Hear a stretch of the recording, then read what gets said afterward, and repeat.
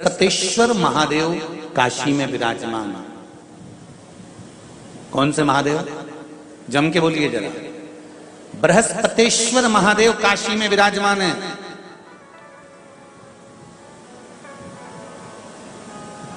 जो अंगूठी में पुखराज नहीं पहन सकते, जिनकी भाग्य रेखा उल्टी चल रही हो, बृहस्पति चमक ही नहीं रहा हो, जिस काम में हाथ डालते हैं वो काम पूरा ही नहीं होता हो, तो एक बार काशी जाना, बृहस्पतेश्वर महादेव का स्पर्श करना, उनका अभिषेक पूजन करना और उनका स्पर्श कर कर एक बेलपत्र ब्राह्मण देवता से मांग कर लेकर आ जाना कि इन बृहस्पतेश्वर महादेव से मुझे एक बेलपत्र दे दो।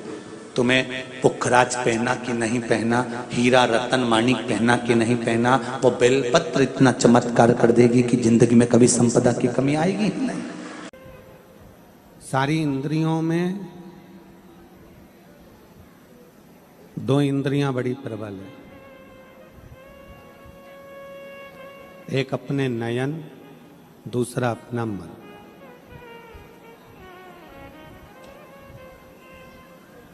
ये जो दो इंद्रियां हैं ये इतनी विचित्र हैं कि एक मन, दूसरा नयन।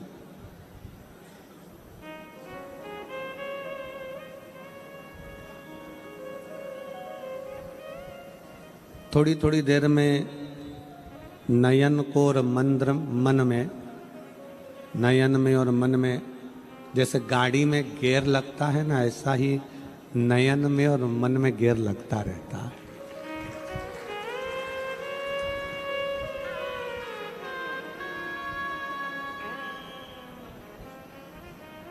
थोड़ी थोड़ी देर में मन कथा में रमता है, फिर कहीं चले जाता है।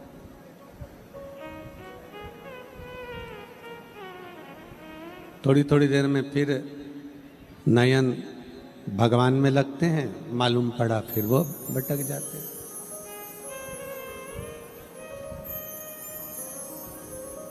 और पूरी इंद्रियों में 5 कर्मेंद्रिय हैं, 5 ज्ञानेंद्रिय हैं और एक मन है। आज साउंड अच्छा कर दिया, उसके लिए धन्यवाद बहुत बहुत।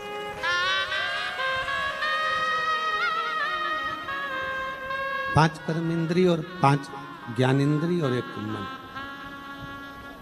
इसमें नयन और मन ये दो मूल हैं। जैसे गाड़ी में गियर लगता है और गियर लगते ही गाड़ी कहीं फिर कहीं फिर कहीं चली जाती है। मन में भी गियर लगता रहता है।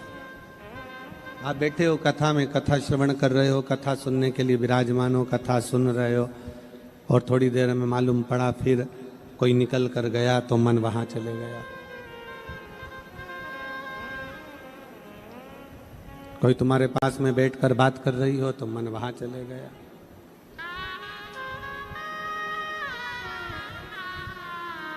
इसलिए शायद कीर्तनकारों ने गाया है कि ये मन बड़ा चंचल है, कैसे तेरा भजन करूं, जितना इसे समझाऊं उतना ही मचलता है। आप इसको जितना काबू में करना चाहेंगे ये उतना उतना भटक जाता है।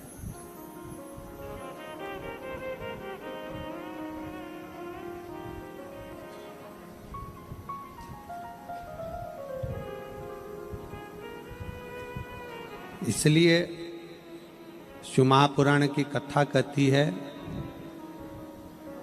स्त्री को नयन और संत को मन थोड़ा काबू में रखना चाहिए।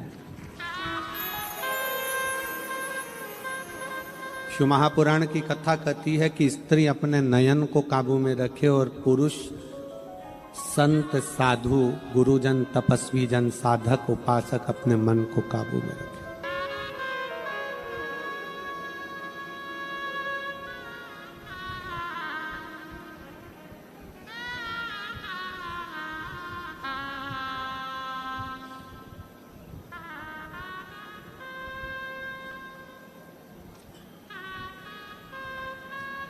आज सबसे ज्यादा जरूरी है अपने नयन को भी काबू रखना। सोशल मीडिया में बहुत सारी चीजें आती रहती हैं। आज का जमाना इतना विचित्र हो गया, ना जाने वो कहते एआई का जमाना हो गया, ना जाने क्या क्या सोशल मीडिया के माध्यम से आप लोगों के सम्मुख में आएगा, पर अपने नयन को काबू में रखिए। आप खुद देख लो, अपने सोशल मीडिया पर प्रयागराज का कुंभ देख रहे हो? कोई रील मिल आती है आपके पास में? जम के तो बोलो, आती है। प्रयागराज से सोशल मीडिया पे जो रील आई हैं उसमें संत समागम की कितनी रील देखी, राष्ट्र को मजबूत करने की कितनी रील देखी, सनातन को जगाने की कितनी रील देखी, संतों के प्रवचन की कितनी रील देखी। यहाँ जितने बैठे हो एक नहीं देखी होगी, देखी होगी तो वो एक सुंदरी आई बैठी, और दूसरा वो कोई इंजीनियर आए बैठा, और तीसरा वो माला बेचने वाली, सामान बेचने वाली आई बैठी, बस उसकी रील देखो। कारण क्या है? क्या इतने बड़े कुंभ के अंतर्गत, इतने बड़े प्रयाग के अंतर्गत इतने संत समागम हो रहे हैं, इतने साधु आए हैं, वो अपना प्रवचन दे रहे हैं, सनातन को जोड़ने की बात कर रहे हैं, सबको एकजुट करने की बात कर रहे हैं, वो दिखाना चाहिए कि ये सारे नज़ारे दिखाना चाहिए जिसका कोई मतलब ही नहीं है?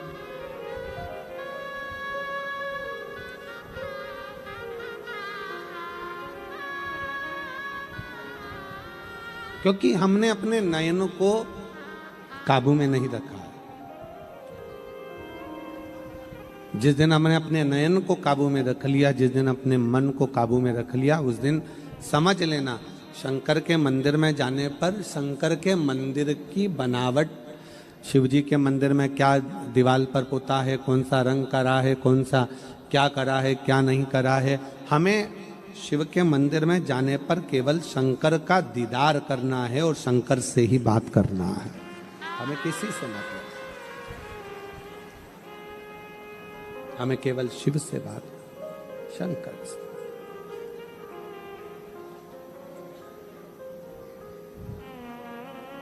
मंदिर में जाने के बाद में आप शिव के हो जाओ, शिव तुम्हारा हो जाए। हम आपसे एक प्रश्न करते हैं, मुझे उम्मीद है कि मेरी सूरत की मेरी जीजियां और सूरत के मेरे जीजा इसका उत्तर जरूर देंगे, और जो सूरत के नहीं है वो भी उत्तर जरूर देंगे।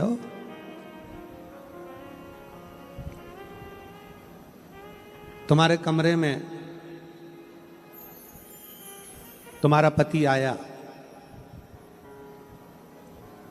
या तुम्हारे कमरे में तुम्हारी पत्नी आई,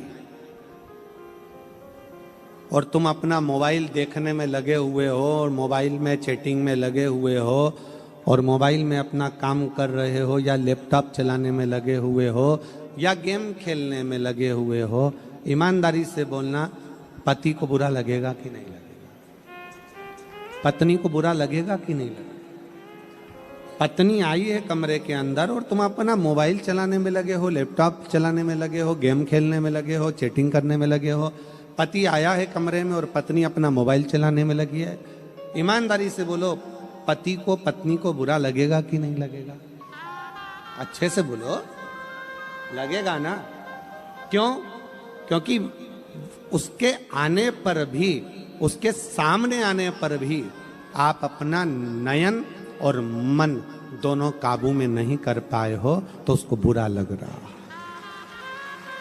उसको बुरा लग रहा, पति को भी बुरा लग रहा है, पत्नी को भी बुरा लग रहा है। बस यही शिव कथा है। शंकर के मंदिर में जाने पर आप अपने नयन और मन दोनों काबू में रख लो, शिव के चरणों में छोड़ दो। शंकर को लगेगा कि तुम मेरे लिए आए, तुम मेरे लिए आए।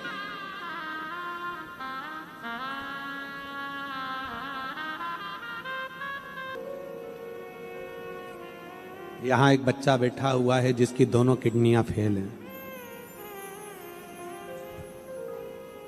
लीवर फेल है,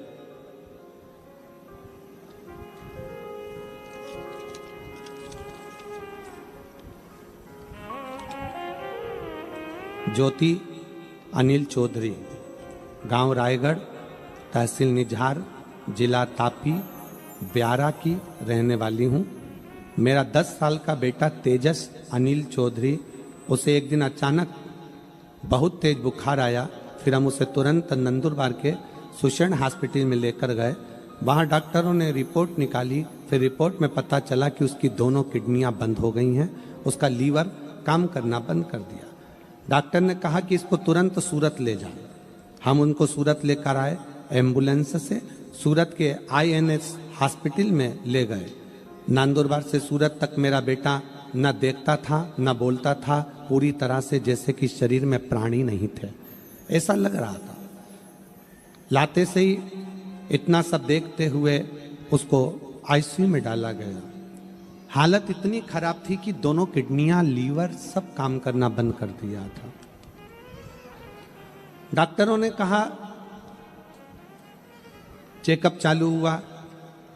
हम लोग नंदुरबार से निकल गए, भगवान का नाम लेते लेते लेते लेते हॉस्पिटल पहुंच गए।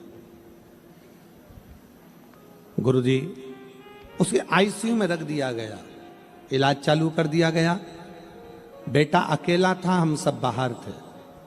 डॉक्टर ने कहा कि आप भगवान पर भरोसा रखो। फिर हमने हमारे रिश्तेदारों से कहा कि कैसे भी करके बाबा ऐसा कुछ कर दे कि इसकी एक किडनी चालू हो जाए। कहीं बैठा हो बच्चा, ज्योति अनिल चौधरी, गांव रायगढ़, तहसील निझार, जिला तापी, ब्यावरा की रहने वाली हूँ। मेरा 10 साल का लड़का है तेजस अनिल चौधरी। कहीं बैठे हो तो आकर एक बेलपत्र ले सकते हैं।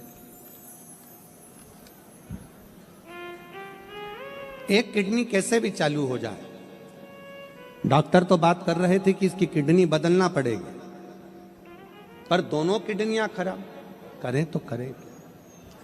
तब डॉक्टर से कहा कि आप दवाई गोली चालू करिए। हम बाबा पर भरोसा कर कर शिवजी के मंदिर पर, उसी हॉस्पिटल की एक नर्स के कहने पर शंकर के मंदिर में जाकर जल चढ़ाकर बच्चे के होठों पर लगाना प्रारंभ करा।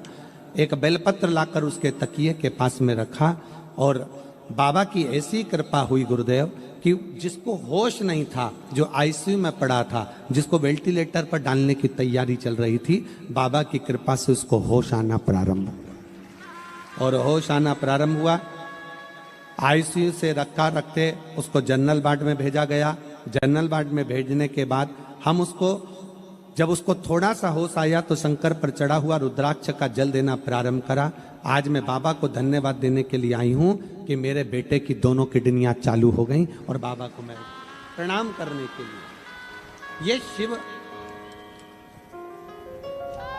उपासना, ये दोनों को काबू करना बहुत जरूरी है।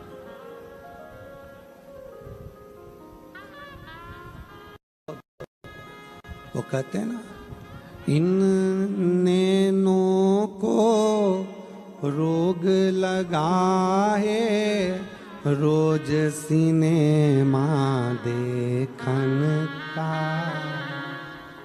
इन नैनों को रोग लगा है, रोज सिनेमा देखन का। इन नैनों से दर्शन कर लो, सारे रोग मिट जाए। हरि ओम हरि ओम हरि ओम हरि ओम हरि ओम हरि।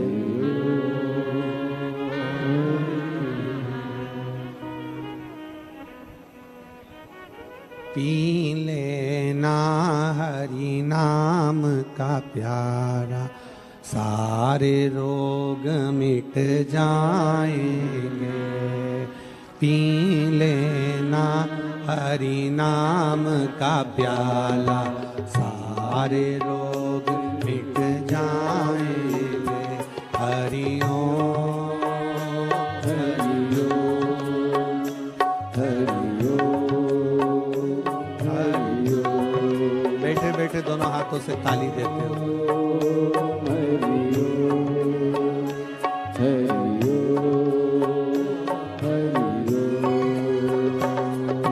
पी लेना हरि नाम का प्याला, सारे रोग मिट जाएंगे। पी लेना हरि नाम का प्याला, सारे रोग मिट जाएंगे। हरि ओम हरि ओम हरि ओम हरि ओम हरि ओम हरि ओम। इन कानों को रोग लगा है रोज चुगलिया सुनने का।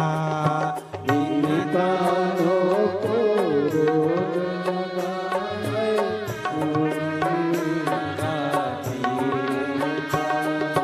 इन कानों को रोग लगा है रोज चुगलिया सुनने का। इन कानों को रोग लगा है रोज चुगलिया सुनने को। इन कानों से सत्संग सुन लो, सारे रोग मिट जाएंगे। हरि ओम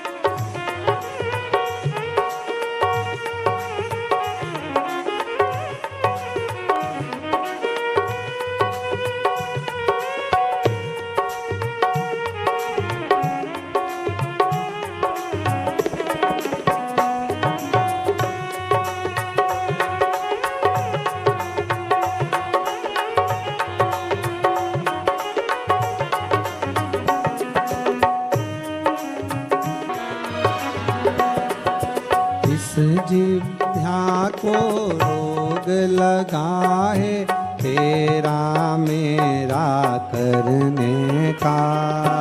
इस जिह्वा को रोग लगा है तेरा मेरा करने को। इस जिह्वा को रोग लगा है तेरा मेरा करने का।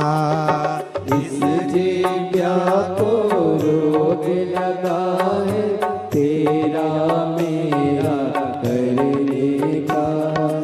इस जिह्वा से शिव गुण गालो, सारे रोग मिट जाएंगे। हरि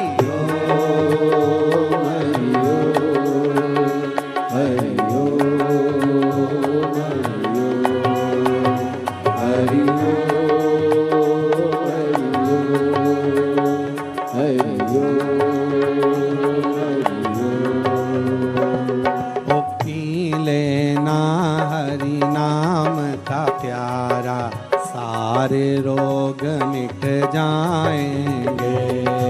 पी लेना हरि नाम का प्याला, सारे रोग मिट जाएंगे। हरि ओम हरि ओम हरि ओम हरि ओम हरि ओम हरि ओम।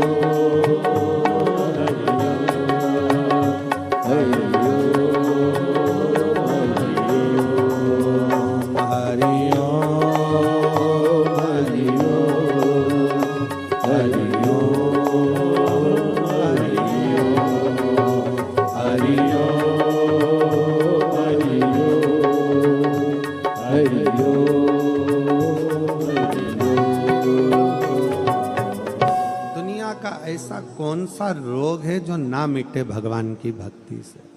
हर हर महादेव। शिव जी से अपने मन के भाव बड़े प्रेम से हृदय से कहिएगा, दिल से प्रार्थना करिएगा।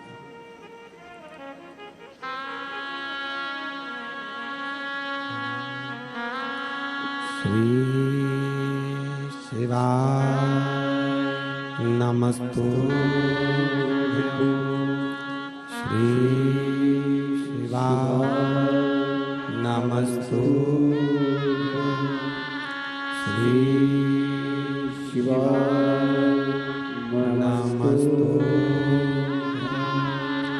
श्री शिवाय नमस्तुभ्यं। श्री शिवाय नमस्तुभ्यं। भोला सब दुख काटो मारा, ओ भोला सब दुख काटो मारा। शिव शंकर जपो तेरी माला, भोले बाबा जपो तेरी माला। भोला सब दुख काटो मारा, ओ भोला सब दुख काटो मारा। वेश है मंगल मंगलकारी, वेश है मंगल मंगलकारी। शमशान वासी हमारा, शमशान वासी हमारा। ओ भोला सब दुख काटो मारा, भोला सब दुख काटो मारा।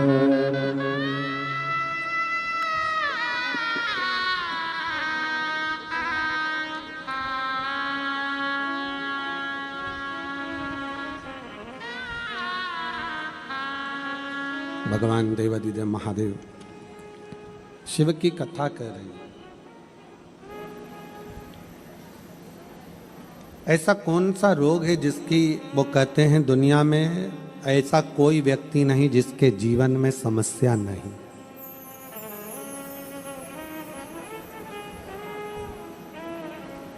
ऐसा कोई नहीं है जिसके जीवन में समस्या नहीं, और ऐसी कोई समस्या नहीं है जिसका हल शिव महापुराण में नहीं है।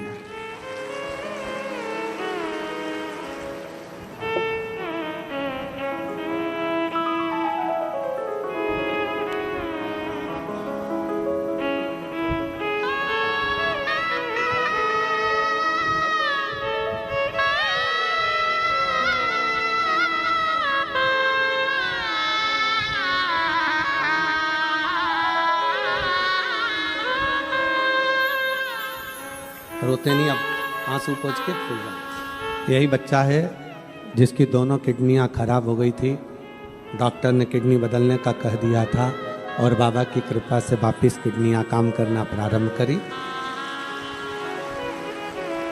शिव तत्व है।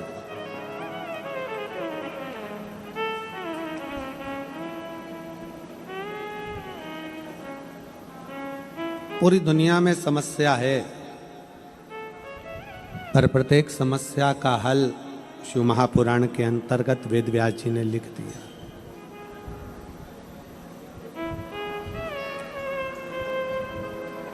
अब आप अपनी इंद्रियों को कितना काबू कर कर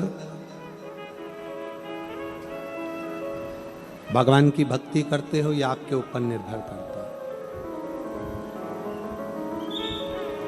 5 कर्मेंद्री, 5 ज्ञानेंद्री और एक मन, 11 इंद्रियों में से 2 इंद्रियां बड़ी विचलित है, एक मन दूसरा नयन।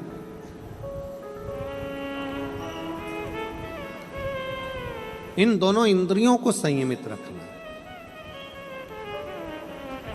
और जब ये दोनों इंद्रियां आपके संयमित हो जाएगी नयन भटकना छोड़ देंगे, मन भटकना छोड़ देगा, तो मन शिव में अपने आप चला जाएगा, अपने आप।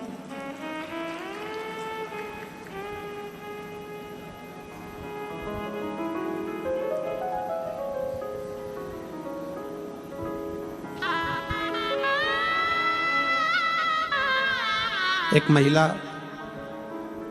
यहां प्रैक्टिकल करने के लिए आई, उसका भी पत्र है।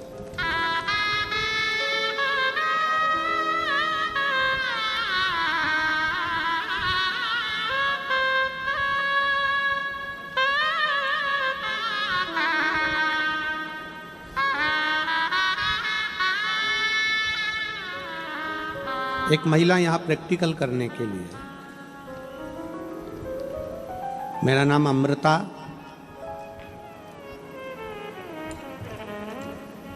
जरा पढ़ के बताओ क्या लिखा है नाम। आप लोग पढ़ेंगे तो हमको समझ में आ जाएगा। मेरा नाम अमृता,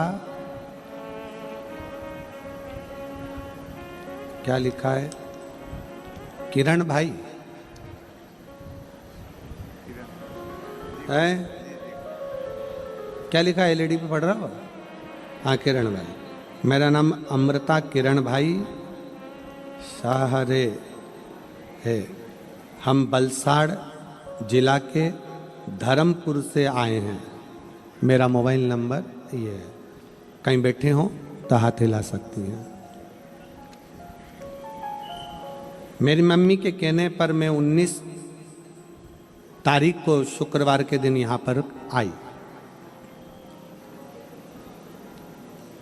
क्योंकि मेरी माँ ने कथा में सुनकर कहा था कि शिव महापुराण के पंडाल में अगर कोई जाकर बैठता है तो उसकी तकलीफें मिटती है। मैंने मेरी माँ से चैलेंज करा था, क्या ऐसा हो सकता है? एक दिन के लिए मैं कथा में आई 19 तारीख को। मुझे गर्दन की तकलीफ थी, जिसका मैं बहुत दिनों से तकलीफ भोग रही थी और दवाइयाँ खा रही थी। इतना दर्द रहता था कि मैं 1 सेकंड के लिए भी सही से बैठ नहीं सकती थी। पर मैं मेरी माँ की शर्त लगाकर यहाँ कथा सुनने के लिए आई। आपने कथा में कहा कि पंडाल की मिट्टी साधारण नहीं होती, यहाँ इतना मंत्र जाप होता है तो यहाँ की मिट्टी भी चंदन हो जाती है। उसी मिट्टी को मैंने अपनी गर्दन पर लगा लिया और गर्दन पर पहले दिन लगाया, मुझे थोड़ा आराम लगा। दूसरी बार लगाया तो बाबा की कृपा से आज मेरी गर्दन 80% ठीक हो गई। मैं दूसरे दिन आज फिर से कथा सुनने के लिए महादेव की, आज फिर से कथा सुनने के लिए महादेव की मैं यहाँ पहुंची। आज मेरी फैमिली भी पूरी आई है, क्योंकि मेरा विश्वास अंदर से जाग गया कि शिव महापुराण कोई साधारण नहीं। जिस दर्द को मैं इतने सालों से सह रही थी, आज मेरा दर्द पूर्ण रूप से समाप्त हुआ। कहीं बैठी हो तो एक बेलपत्र लेने के लिए जरूर आए। एक विश्वास, भरोसा, एक दृढ़ता जब हमारे अंदर आ जाता है, हमें लगता है कि शिव हमारे करीब में है, भगवान शंकर हमारे नजदीक में है, तो ये पक्का है कि शिव हमारे दुख को समाप्त जरूर करता है।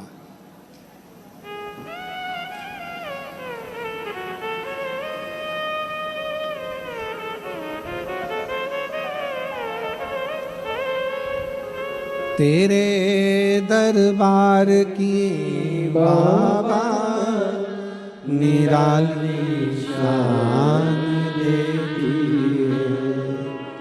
तेरे दरबार की बाबा निराली शान देखी है। तुझे देते नहीं देखा, पर झोली भरी देखी है। तुझे देते नहीं देखा, पर झोली भरी देखी है। हमने उसको देखा तो नहीं,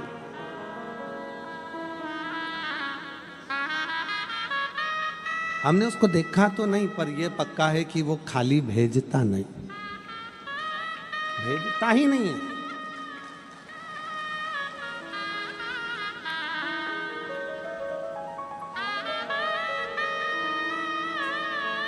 हमारा भरोसा, हमारा विश्वास जितना जितना दृढ़ होते चले जाता है, शिव हमारे नजदीक में आते चले जाते हैं। सारी इंद्रियां आप अपनी जगह रखो, पर 2 इंद्रियों पर संयम रखो। महाबलेश्वर की कथा कहती है, एक ब्राह्मण के घर में एक लड़की ने जन्म लिया जिसका नाम सोमनी था।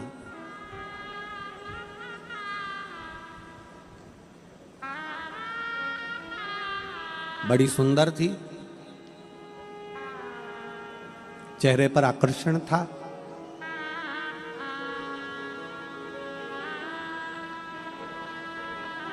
उसमें इतना आकर्षण था कि वो किसी को भी अपनी ओर काबू में कर सकती थी।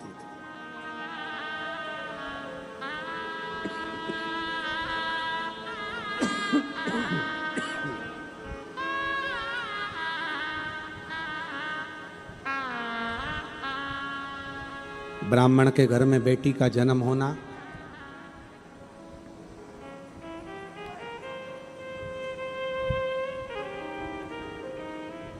अपनी बेटी से वो हमेशा कहते थे ब्राह्मण देवता कि तुम शिवालय जाया करो, भगवान की आराधना करा करो, शिव मंदिर जाया करो, पूजन करा करो, अर्चना करा करो, पर वो जाती नहीं थी। ए मेरी सूरत की जीजियों, मेरे जीजाओं, बेटियों, बेटाओं, मेरी माताओं, मेरे भाई, बच्चों को लैपटॉप दिलाओ, मोबाइल दिलाओ, कपड़े दिलाओ, बेटों को तुम सारा सामान दिलाओ, पर निवेदन है अपने बेटों को संस्कार जरूर दिलाओ।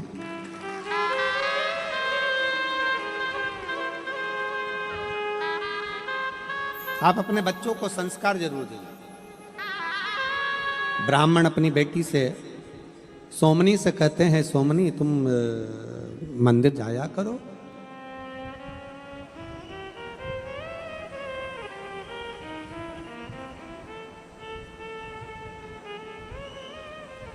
सोमनी तुम मंदिर जाया करो।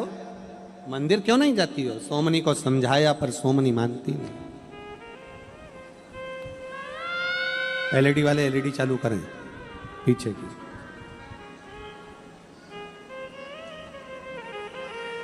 तुम मंदिर क्यों नहीं जाती हो?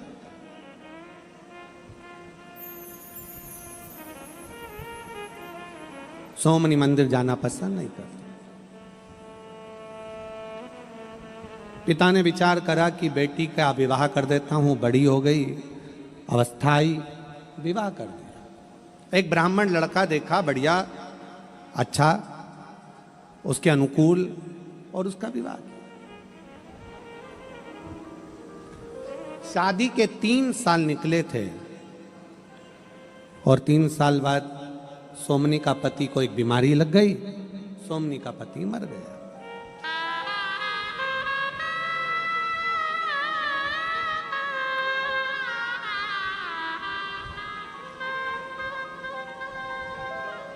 सोमनी का पति चले गया। बिलखती हुई सोमनी को उसके पिता अपने मायके, अपने घर पर लेकर आ गए। सुंदर इतनी थी ना कि किसी को भी आकर्षित कर लेती थी। पर आपसे पूछे की बात बताना कि वो सुंदर किस काम की, वो सुंदरता किस काम की जिस सुंदरता में भगवान का भजन ना हो पावे।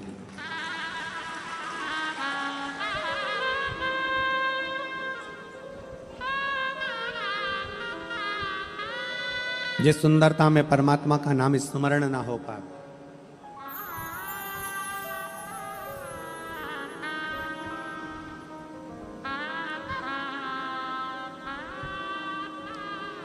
आप पढ़ाओ बच्चों को खूब, आप बेटा बेटी का खूब अच्छा एजुकेशन कराओ, खूब कोचिंग कराओ, खूब पढ़ाओ।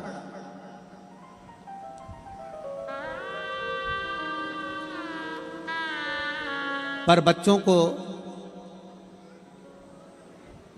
इतना भी मत पढ़ा देना कि एक दिन वही बच्चे आपको बेवकूफ समझने लगे।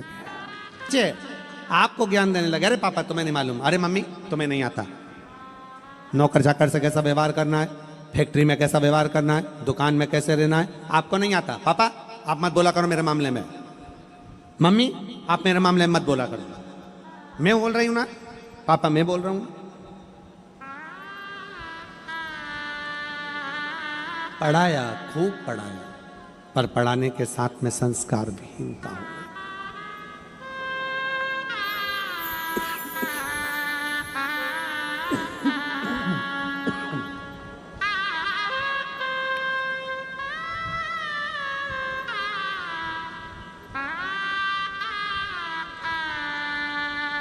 पढ़ाने के साथ में संस्कार नहीं थे।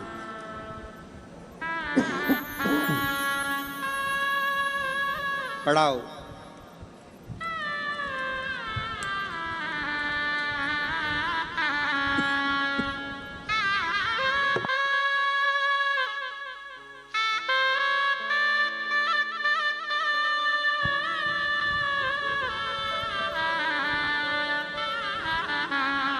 पर कहीं बच्चे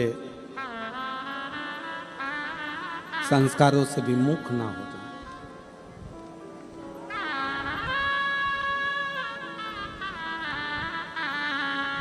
सोमनी को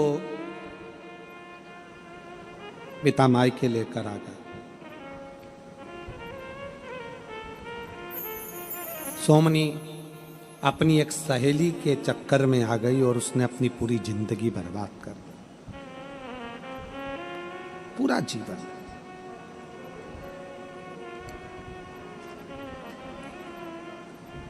पुरुषों को अपनी ओर आसक्त करने लगी, व्यभिचारिणी हो गई, विचार अच्छे नहीं रखने लगी, ना जाने कितनी माताओं के घरों को उसने तोड़ दिया, उनके पुरुषों को अपनी ओर आसक्त कर।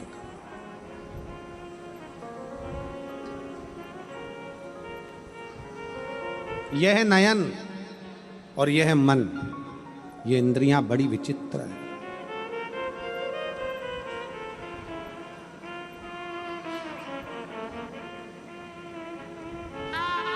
इसलिए शायद शास्त्र कहता है, एक कथा शिव महापुराण के अंतर्गत आती है विदल उत्पल की। विदल उत्पल पार्वती जी की सुंदरता देखकर उनके सामने जाकर खड़े हो जाते हैं उनको पाने के लिए, पर पार्वती जी का नयन ऊपर नहीं उठता।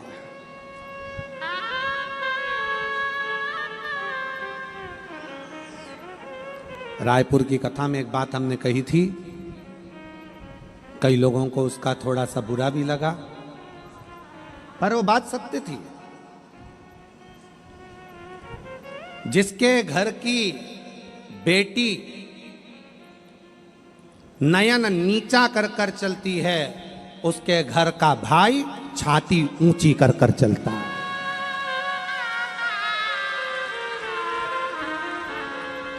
जिसके घर की स्त्री बेटी अपने नयनों को काबू कर कर, नयनों को झुका कर चलती है, उसके घर का पुरुष अपनी छाती तान कर चलता है, सिर उठा कर चलता है।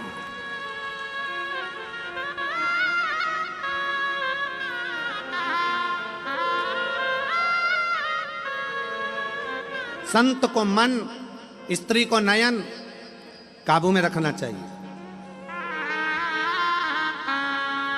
सोमनी नहीं रख पाई। एक सखी के कहने पर, एक सहेली के कहने पर अपना पूरा शरीर उसने यही काम में लगाया कि पर पुरुषों को अपनी ओर आसक्त करना। कई स्त्रियां रोती थी, कई माताएं रोती थी, कई नारियां रोती थी, हमारा पति हमारे अनुकूल नहीं।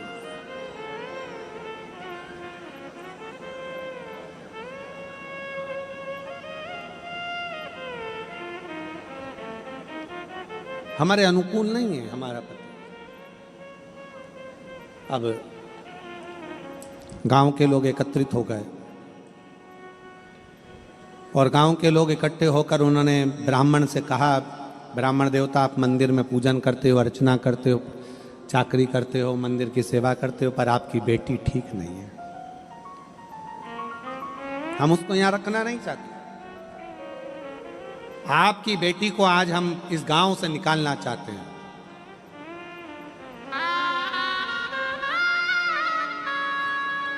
ब्राह्मण की बेटी का हाथ पकड़ा गांव की स्त्रियों ने और सोमनी का हाथ पकड़कर उसको गांव के बाहर जंगल में छोड़ दिया गया कि गांव के जितने भी युवान भाई हैं उनको ये अपने काबू में कर कर उनको कंगाल करती जा रही है, घरों को बर्बाद करती चली जा रही है।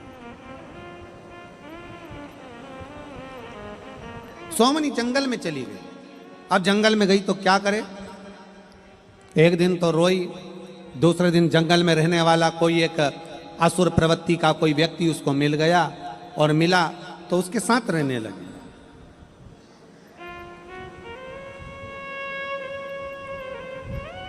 उस असुर प्रवृत्ति का व्यक्ति ने सोचा सुंदर है, इसको मैं अपनी अर्धांगिनी बना लेता हूं। बना लिया अर्धांगिनी, शादी कर ली, साथ में रहने लगे। वो भी मांसाहार करता, ये भी मांसाहार करती। वो भी मदिरापान करता, ये भी मदिरापान करती। वो भी पशु पक्षियों को मारता, ये भी पशु पक्षियों को मारती। दोनों एक जैसे हो, संगत का असर था।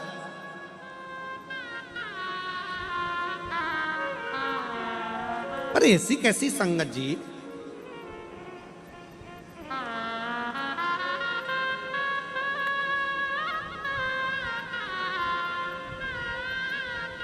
लोग कहते हैं कि संगत का असर जल्दी होता है, तो हमें एक बात समझ में नहीं आती कि लोग कहते हैं संगत का असर होता है, पर दुनिया के लोग, कई लोग कुत्ता पालते हैं, कुत्ता वफादार होता है, कम से कम कुत्ते जैसी वफादारी तुम लेकर आ जाओ। अगर संगत का असर होता है, संगत का असर है, तो कुत्ता भी तो वफादार होता है, फिर मनुष्य इतना वफादार क्यों नहीं हो पाता? आज का मनुष्य, आज का मानव सूरजमुखी के फूल जैसा है। सूरजमुखी का फूल देखा आप लोगों ने? किस किसने देखा? जरा हाथ उठाओ। सूरजमुखी का फूल कैसा होता है? इतना बड़ा, पीला। और वो सूरजमुखी का फूल का एक काम होता है कि जहां सूरज जाता है, सूरजमुखी का फूल वहीं पर मुंह करता चले जाता है। आज का मनुष्य सूरजमुखी के फूल जैसा है। जैसे सूरज का प्रकाश, सूरज की किरणें जहां जाएगी, सूरजमुखी का फूल वहीं मुंह कर लेता है। उसी तरह आज का मनुष्य जहां फायदा होता है वहीं मुंह कर लेता है।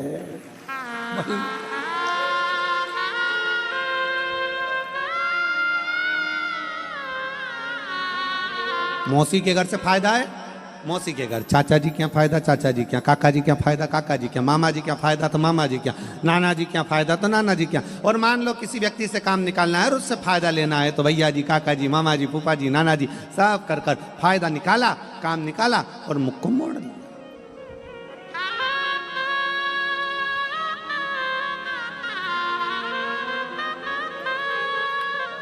सूरजमुखी का फूल और मनुष्य एक जैसा हो गया। जहां से फायदा निकालना है वही मुख करता है।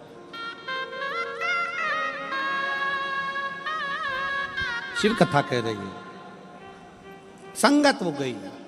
दोनों पति पत्नी जीवों की हिंसा करते, मांस लाते, खाते, मदिरा का पान करते, गलत कार्य करते, जंगल में विहार करते। समय निकलता गया। और फिर निवेदन है, जब यौवन रहता है ना, जब मनुष्य का यौवन शरीर रहता है, अच्छा शरीर रहता है, सुंदर शरीर रहता है, तब तक तो उसको भान नहीं होता कि कौन सा पाप कर्म कब कर रहा है। पर जैसे जैसे शरीर ढलता चले जाता है, बुढ़ापा आते चले जाता है, तब मनुष्य को मालूम पड़ता चले जाता है कि मैंने जिंदगी में कौन से पाप कर्म करे हैं। कौन कौन से पाप? किम्मत बुरे कर्म कर बंदे, वरना पछताएगा। भगवान की आंखों से तू बच नहीं पाएगा, तू बच नहीं पाएगा। अरे ओ अज्ञानी मत कर नादानी, अरे ओ अज्ञानी मत करना, तेरे कर्म का फल भी तू ही पाएगा, जैसा किया तूने तेरे आगे आएगा। मत बुरे कर्म कर बंदे वरना पछताएगा, भगवान की आंखों से तू बच नहीं पाएगा, तू बच नहीं पाएगा। कठिन है, बहुत कठिन। कोई शास्त्र पुराण कहते हैं नरक भोगने जाना पड़ेगा, कोई कहता है बैकुंठ जाओगे। शिव महापुराण में वेद व्यास जी ने न नरक लिखा न स्वर्ग लिखा। शिव महापुराण में वेद व्यास जी लिखते हैं कि इसी पृथ्वी पर भोगना है और इसी पृथ्वी पर सुख का अनुभव भी करना। और जो चले गए वो आज तक आकर नहीं बताए कि हम नरक में हैं कि स्वर्ग में हैं। तुम्हारे मोहल्ले का कोई जाके वापिस आके बताया हो तो बात दूसरी, और सूरत वालों को ऐसी फैसिलिटी अगर अलग से परमात्मा ने दी हो तो बात दूसरी। कि कोई बता दे ऊपर जाने के बाद कि वो नरक भोगा कि स्वर्ग भोगा। कितनी अप्सराओं का नृत्य देखने को मिला, कितना बैकुंठ का सुख देखने को मिला, कितना नरक भोगने को मिला, कितना कुंभिपाक आदि आदि के नरकों में कितना भोगा। शिव महापुराण में वेद व्यास जी ने कहा आपने जो कर्म किया है आपके मरने से पहले आपको भोगना, और उसका प्रमाण है ये शिव महापुराण की कथा, सोमनी का चरित्र। सोमनी अवस्था ढलती चली गई, और अवस्था ढलते ढलते एक दिन सोमनी का पति मर गया। अकेली मदिरा के नशे में धुत होकर पड़ी थी, रात्रि को लगी भूख, उजाला नहीं था, आंगन में बंद रही थी। बकरा बकरी बाहर निकली तलवार लेकर और शीश काटने गई। भूख लग रही थी तो मांस निकालने के लिए गई सोमनी, और जो मारा तो मांस निकाला लेकर अंदर चली गई। सुबह जैसे ही आंख खुली देखा बकरी नहीं मरी थी, एक गाय का बछड़ा मर गया था। एक गाय का बछड़ा सोमनी के मुख से निकल गया। शिव शिव शिव शिव शिव शिव 5 बार सोमनी शंकर का नाम ले ली, शिव शिव नाम उच्चारण कर ली। क्यों? क्योंकि पिताजी उसको हमेशा कहते थे कि शंकर के मंदिर जा, शंकर के मंदिर जा, शंकर के मंदिर जा। कभी नहीं गई, पर आज उसे पिता के वचन याद आए। अरे मैंने कितना बड़ा पाप कर दिया, बछड़ा मेरे हाथों से चला गया, एक गाय का बछड़ा मेरे हाथों से मारा गया। शिव शिव कहकर शिव शिव कहती रही, समय बीता। सोमनी के शरीर में एक रोग हो गया जिसको कोढ़ का रोग कहते हैं। सोमनी का शरीर जिस काया का उसको अभिमान था वो काया पूरी की पूरी बेकार हो गई।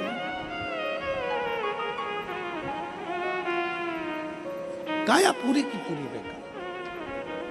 सोमनी से चलते ना बने, काम करते ना बने, पड़ी शंकर भगवान से कह रही है, भगवान से कि अब मेरे प्राणों को छोड़ दो, मैं तड़प रही हूं, ना खाने को मिल रहा ना पीने को मिल रहा, कोई सेवा करने वाला मैं नहीं, अकेली तड़प रही, अकेली,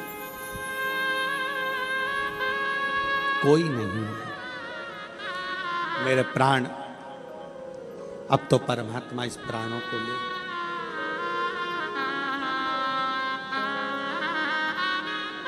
और सीधी बात है,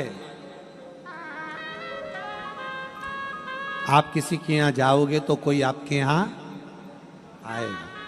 मामा जी के घर शादी में जाओगे तो मामा जी तुम्हारे घर की शादी में जम के बोलो जरा। मौसी के घर की शादी में जाओगे तो मौसी तुम्हारे घर की शादी में आएगी। मौसी के घर शादी में तुमने अपनी बहू को भेज दिया तो मौसी भी तुम्हारे घर की शादी में अपनी बहू को भेज दिया। और देखो, बहू को भेजना और खुद को जाने में अंतर है। खुद जाते हो शादी में तो बहन के घर थोड़ा बहुत काम वाम कर लेते हो, और बहू अगर शादी में आती है तो काम वाम नहीं करती, डेंटिंग पेंटिंग करके कुर्सी पर बैठ जाती है।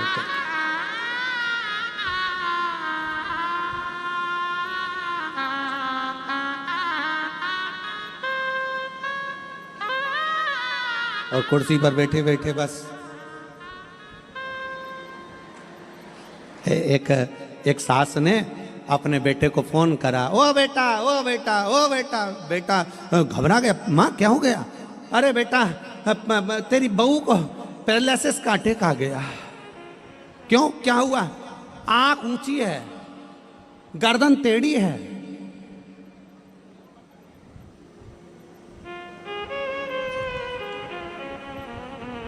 कुछ बोल नहीं रही है, मुंह टेढ़ा है, उसको पैरालिसिस का अटैक आ गया। बेटा जल्दी आ। इतने में बेटे ने पूछा, ये बताओ कि वो जमीन पे पड़ी है कि खड़ी है? सास बोली, बेटा वो तो खड़ी है। तो माँ, ये पैरालिसिस का अटैक नहीं है, वो सेल्फी ले रही है।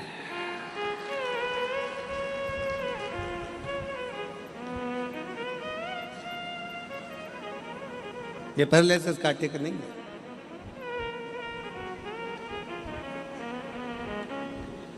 तुम अगर शादी में गए हो तो तुम्हारी बहन भी शादी में आकर काम करेगी। बहू गई है तो बहू अपने हिसाब से पाँव आराम से बैठी है, उसे सामान उमान उठाना नहीं है। शादी में आई है मौसी के घर, काय को काम करेगी? बस उसी तरह आप गए तो मौसी आई, बहू को भेजा बहू आई। उसी तरह आप शिव महापुराण की कथा तक गए हो तो एक ना एक दिन मेरा महादेव भी तुम्हारे दरवाजे पर, तुम्हारी चौखट पर पहुंच जाए। और तुमने कह दिया मम्मी तुम चली जाओ, तो जब तेरा समय आएगा तो शंकर जी भी कह देंगे यमराज तू चले जा। और दोनों में अंतर है। बहन बहन के घर शादी में जाती है, फैलारा उठाती है। बहन के घर शादी में बहू जाती है, फैलारा नहीं उठाती है। दोनों में अंतर है। शंकर भगवान की कथा में आप जाते हो तो शंकर आपके दरवाजे पर आकर आपको नंदी पर बिठाते हैं। और अगर आपने रिश्तेदार भेज दिए तो उसके भी बहुत रिश्तेदार हैं। सबसे पहले नंबर पर तो यमराज उसका रिश्तेदार है, उसी को भेजते हैं, वो तू चले जा। और देखो दोनों में अंतर है। भगवान नंदी पर वाइट कलर की टवेरा में ले जाते हैं, और नंदी आता है तो ब्लैक कलर की स्कॉर्पियो लाता है। वो लाता पाड़ा और बिठाता, और ऐसा धोता ऐसा धोता ऐसा धोता। जैसे वो एक बात है ना, वो एक पार्लर में एक लेडीज गई, और पार्लर में गई तो उसने, पार्लर वाली ने इतना अच्छा फेशियल करा, फेशियल बोलते हैं, फेशियल ही बोलते हैं ना, ऐसा फेशियल करा, ऐसा फेशियल करा कि पूरा चेहरा साफ हो गया। तो उसने अपने वो पार्लर वाली से कहा कि आपको बहुत अच्छा फेशियल आपने करा है, बहुत अच्छा चमका दिया आपने, आप कितने साल से ये सब कर रही हो? तो उसने कहा मुझे 12 साल हो गए। 12 साल? हाँ, पर तुम्हारा ये पार्लर तो नया दिख रहा है कि नहीं, ये तो अब भी खोला है। तो फिर 12 साल? 12 साल में 8 घरों में करने जाती थी काम। 8 घरों में, मतलब सबके घर जा के फेशियल करती थी? नहीं, 8 घर में जाती थी, खूब बर्तन मांजती थी। इतना बर्तन साफ करा, इतना साफ करा। एक दिन मेरी मालकिन ने कहा तेरे हाथ के बर्तन इतने साफ हो जाते हैं, एकदम क्लीन दिखते हैं। उस दिन मैंने विचार कर लिया, जब मेरे हाथ से काले काले ठीक रहे बर्तन साफ हो सकते हैं तो मैं पार्लर खोल लेती हूँ, ये सारे ठीकरों को साफ कर दूँ, सारे ठीकरे साफ। अब तुम जिसको बुलाए हो वही तो आएगा। अंत समय प्रभु आना पड़ेगा, और वचन दिया तो निभाना पड़ेगा। आए ना आए प्रभु कुटुंब कबीला, अंत समय प्रभु आना पड़ेगा। वचन दिया तो निभाना पड़ेगा, अंत समय प्रभु आना पड़ेगा, वचन दिया तो निभाना पड़ेगा। अंत समय में परमात्मा क्यों ना अपने कर्म का भोग अपने को यही भोगना, जो मांगा परमात्मा से हेत कर कर। एक पत्र है,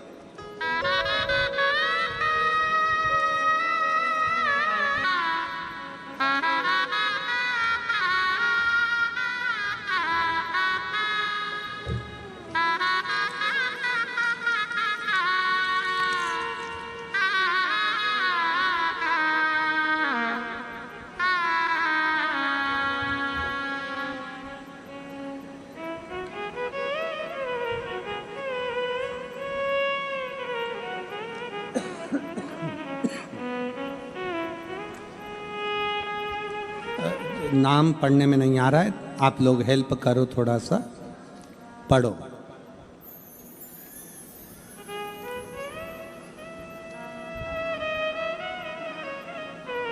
क्या लिखा है?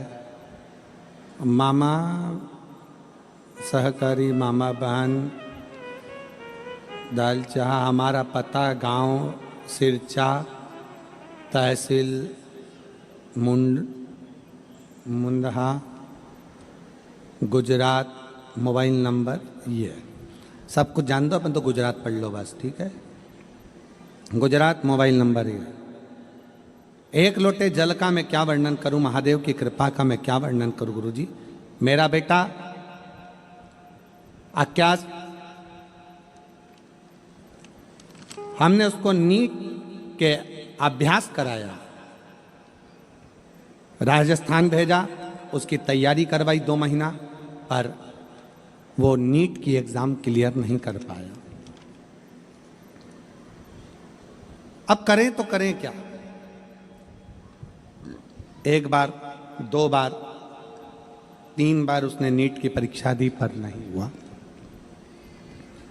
आखिरी में वो हार गया। हमने अपने बच्चे से कहा कि तू चिंता ना कर, एक बार वापिस एग्जाम दे। वो सीहोर वाला महाराज कहता है कि जम कर पढ़ाई कर, 4 गुना पढ़ाई कर, अपनी मेहनत 4 गुना कर, और एक बेलपत्री पर शहद लगाकर शिव जी को चढ़ा कर जा। मैं बाबा को धन्यवाद देती हूँ कि आज बाबा की कृपा से मेरा बेटा MBBS कर रहा है, नीट एग्जाम में क्लियर करने। ये शिव तत्व है।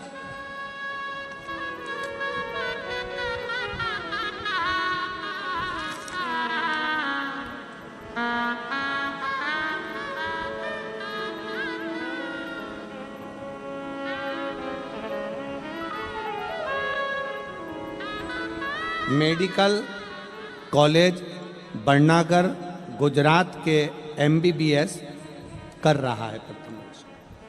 जब आपका विश्वास दृढ़ होता है, जब आपका भरोसा दृढ़ होता है, और उस भरोसे पर जब आप शिव को अपना मान लेते हो और कहते हो कि हम तेरे दरवाजे पर आए हैं, तुझे भी हमारे द्वार पर आना, शिव क्यों ना आए।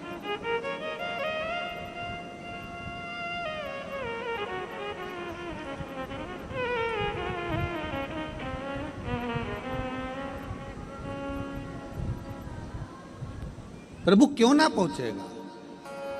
आप जब भगवान के रंग में रंगते हो, आप जब परमात्मा के रंग में रंगते हो, आप जब भगवान की भक्ति में रमते हो, आप जब परमात्मा की भक्ति में रमते हो, तो परमात्मा भी तो रमता है।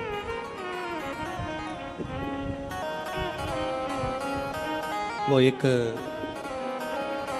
कहते हैं ना, वो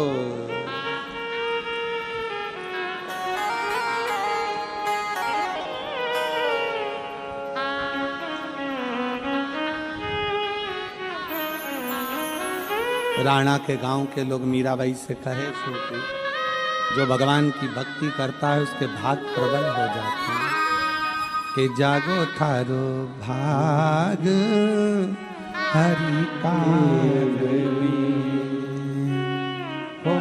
हरि के रंग मेरे प्रभु के रंग में, हरि के रंग मेरे प्रभु के रंग में। ओ मीरा, ओ मीरा, ओ मीरा जागो थारो भाग हरि के रंग में। ओ मीरा जागो थारो भाग हरि का रंग में। ओ मीरा जागो थारो भाग हरि का रंग में। ओ मीरा जागो थारो भाग हरि का रंग में।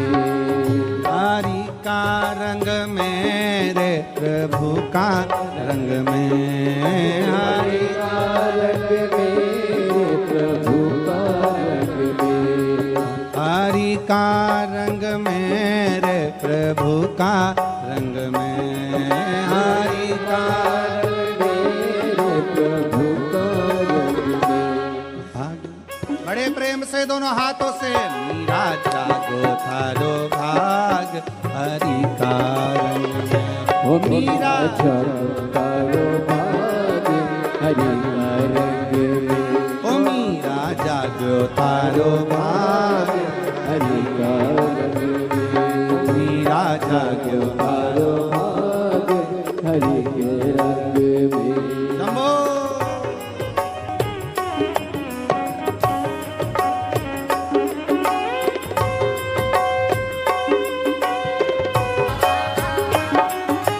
जहर पियालो रानो बेजो जो मीरा के हाथ। जहर पियालो रानो बेजो जो मीरा के हाथ। कर चरणा मत पी गई रे तुम जानो जानो ना। कर चरणा मत पी गई रे तुम जानो रघुना। ओ मीरा ओ मीरा ओ मीरा जागो तारो भाग हरि का रंग में। ओ मीरा जागो तारो भाग हरि का रंग में। ओ मीरा जागो तारो भाग हरि का रंग में। ओ मीरा जागो तारो भाग हरि का रंग में। हरि का रंग मेरे प्रभु का रंग में। हरि का रंग मेरे प्रभु का रंग में। हरि का रंग मेरे प्रभु का रंग में। हरि का रंग मेरे प्रभु का रंग में। ओ मीरा ओ मीरा ओ मीरा जागो थारो भाग हरि का रंग में। ओ मीरा जागो थारो भाग हरि का रंग में।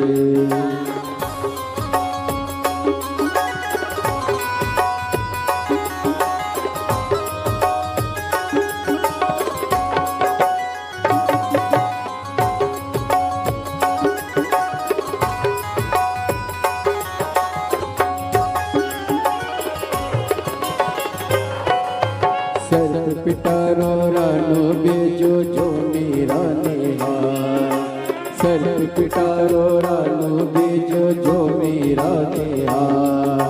खोल पिटारो देखन लागई बन गए नौलख हार। खोल पिटारो देखन लागई बन गए नौलख हार।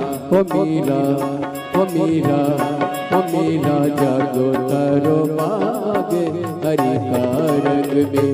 ओ मीरा जागो तारो भाग हरि का रंग में। ओ मीरा जागो तारो भाग हरि का रंग में। ओ मीरा जागो तारो भाग हरि का रंग में।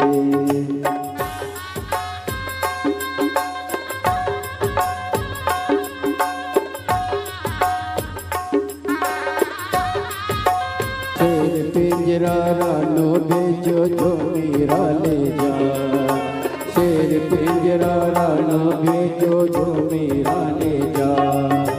खोल पिंजरा देखन लागई बन गई डोली गाय। खोल पिंजरा देखन लागई बन गई डोली गाय। ओ मीरा ओ मीरा ओ मीरा जागो तारो भाग हरि का रंग में। ओ मीरा जागो तारो भाग हरि का रंग में। ओ मीरा जागो तारो भाग हरि का रंग में। ओ मीरा जागो हर भाग हरि का रंग में, प्रभु का रंग में, हरि का रंग में, प्रभु का रंग में। ओ मीरा, ओ मीरा, ओ मीरा जागो थारो भाग हरि का रंग में। ओ मीरा जागो थारो भाग हरि का रंग में, हरि का रंग में रे प्रभु का रंग में, हरि का रंग में रे प्रभु का रंग में, हरि का रंग में रे प्रभु का रंग में, हरि का रंग में रे प्रभु का रंग में। ओ मीरा, ओ मीरा, ओ मीरा जागो थारो भाग हरि का रंग में। ओ मीरा जागो थारो भाग हरि का रंग में, मीरा जागो थारो भाग हरि का रंग में। ओ मीरा जागो थारो भाग हरि का रंग में। बड़े भाव से दोनों हाथों से ताली से बजाते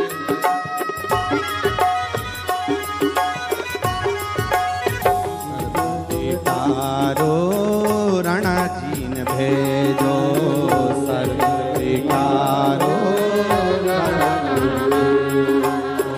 सर्प पिटारो रणजीन भेजो,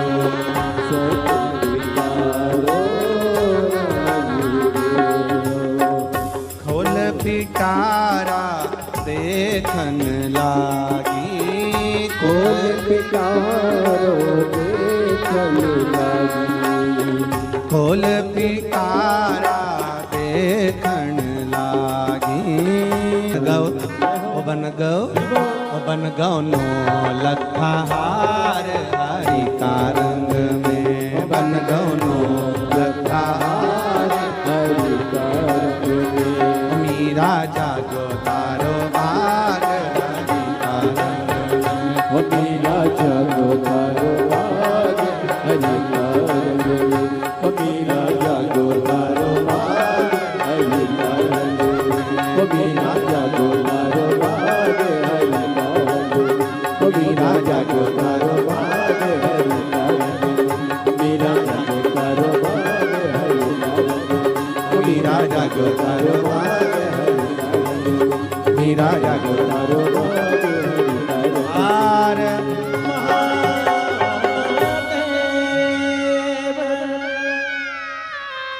अपने स्थान पर बैठकर भगवान शिव जी से अपने मन के भाव बड़े प्रेम से बाबा से अपने मन के भाव व्यक्त करें। हरि का रंग मेरे प्रभु का रंग में, हरि का रंग में, प्रभु का रंग में। ओ मीरा जाग्यो थारो भाग हरि का रंग में, मीरा जाग्यो थारो भाग। हरि का रंग में। भाव से भगवान से अपने मन के विचारों को भाव को कहे, साथ में बोलिएगा, संग में प्रार्थना करिएगा। बैठकर जहाँ जगह मिले वहाँ बैठकर बाबा से अपने मन के भाव मन के विचार बाबा से करिए, दिल से प्रार्थना करिए, दिल से विनय करिए।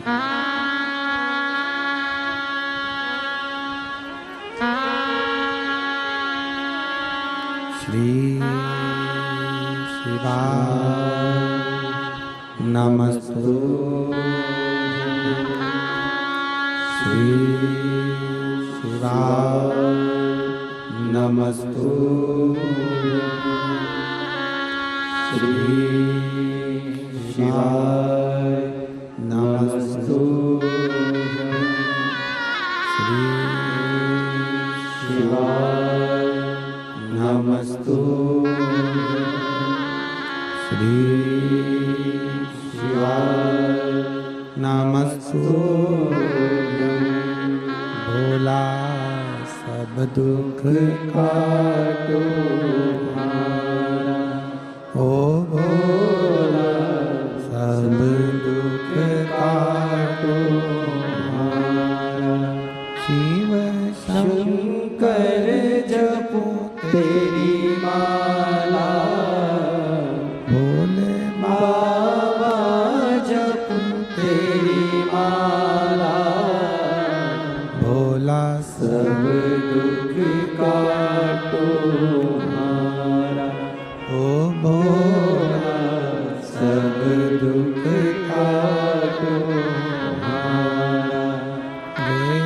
है मंगल मंगलकारी, वैश्य है मंगल मंगलकारी, शमशानवासी हमारा, शमशानवासी हमारा, ओ भोला सब दुख काटो, ओ भोला सब दुख काटो।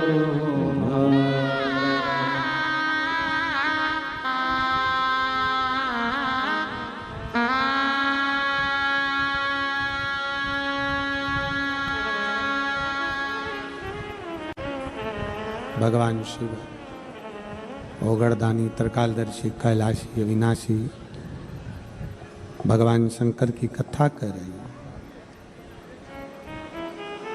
सोमनी से गलती हो गई है, शरीर बेकार हो गया, शरीर में इतना रोग लग गया, इतना रोग लग गया कि शरीर गल गल कर गिरने लगा। भगवान से मौत मांग रही है, मृत्यु मांग रही है कि मेरी मौत हो जाए, मेरी मृत्यु आ जाए, मेरे प्राण छूट जाए, मैं मर जाऊं। और फिर निवेदन है, शिव महापुराण में वेदव्यास जी ने लिखा है कि स्वर्ग और नरक इसी पृथ्वी पर है, इसी पृथ्वी पर। कोई कर्म ऐसा मत कर जाना जिस कर्म के कारणवश आपको और हमको कहीं ना कहीं रोना पड़ जाए।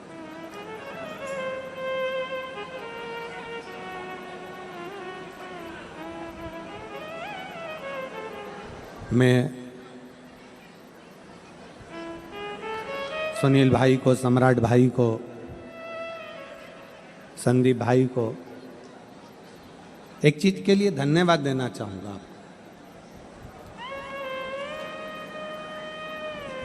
इतने पत्रों का ढेर लगा है सुनील भाई, सम्राट भाई, उन पत्रों में आपके लिए भी बहुत अच्छा अच्छा लिखा।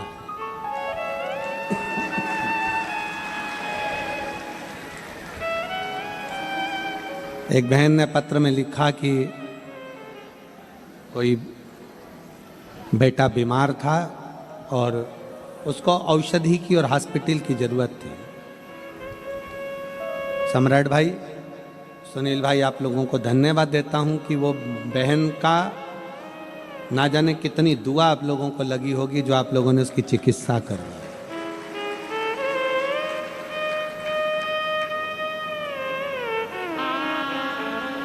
और मैं इस व्यासपीठ के माध्यम से बाबा देवाधिदेव महादेव से यही प्रार्थना करता हूं, सम्राट जी ऐसे ही सम्राट जैसा भाव रखना, और सुनील जी ऐसे ही भगवान शिव की भक्ति करते हुए जनमानस को कहीं ना कहीं जब जब किसी चीज का लिए श्रेष्ठता की जरूरत हो अवश्य करें। श्रेष्ठ बहुत बहुत साधुवाद, बहुत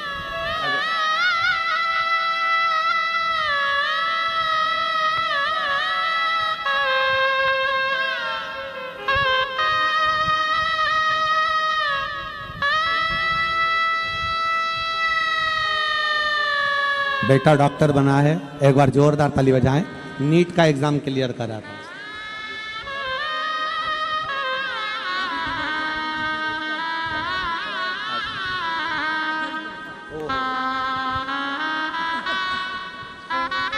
बता रहे थे बेटा इतना बीमार पड़ गया था कि एग्जाम भी नहीं दे पा रहा था। रोइए नहीं, अब खुश होइए। पर शिव की कृपा से शंकर का चढ़ा हुआ जल शरीर पर लगाते और आखिरी में बेटे ने मेहनत कर कर अपना नीट क्लियर करा और आज MBBS कर रहा है। बहुत बहुत सारा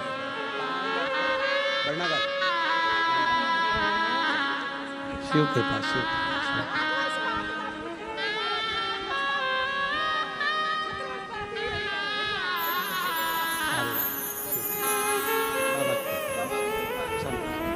शिव कृपा, शिव कृपा, शिव।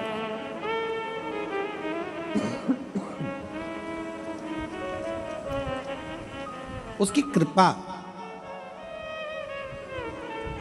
कोई तुमसे कहे कि बैकुंठ अलग है, नरक अलग है, शिव पुराण कहती है, वेद व्यास जी वर्णन करते हैं यहीं बैकुंठ है और यहीं नरक है।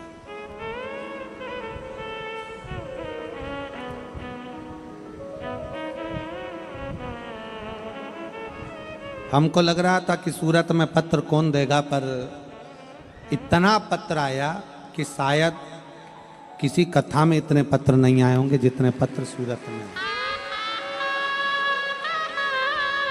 इतना पत्र आया, हम पढ़ भी नहीं पा रहे इतने पत्रों को। कहाँ एक तो थोड़ा सर्दी खांसी हो गई है तो वो पढ़ पाते नहीं ज्यादा, तो वो कथा का रास्ता तो ग्रहण कर।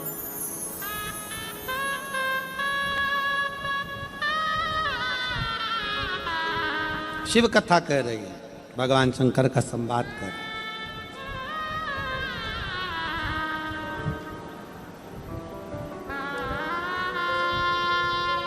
शिव महापुराण की कथा कर रही है। और एक चीज हमने जानी है गुजरात की, इस माटी से हम कहना चाहेंगे, कुछ गुजरात की भूमि पर ऐसा है कि गुजरात में रहने वाला भाई कहीं ना कहीं साधारण व्यक्ति को अगर किसी को कोई चीज की जरूरत होती है तो गुजरात का व्यक्ति आगे आकर उसकी सेवा में लगता है। बड़ौदा वाले भाई बैठे हुए हैं यहाँ पर, कहाँ है बड़ौदा वाले? आए कथा में, खड़े हो जरा। ये भी एक ऐसा परिवार है जिन्होंने बड़ौदा में कथा करवाई थी और सबके प्रति समर्पण भाव है। बहुत बहुत साधुवाद, आप पधारे उसके लिए साधुता। यहाँ खूब शिव कृपा है, जो समर्पण भाव है आप लोगों का। यही स्वर्ग है, यही नरक है।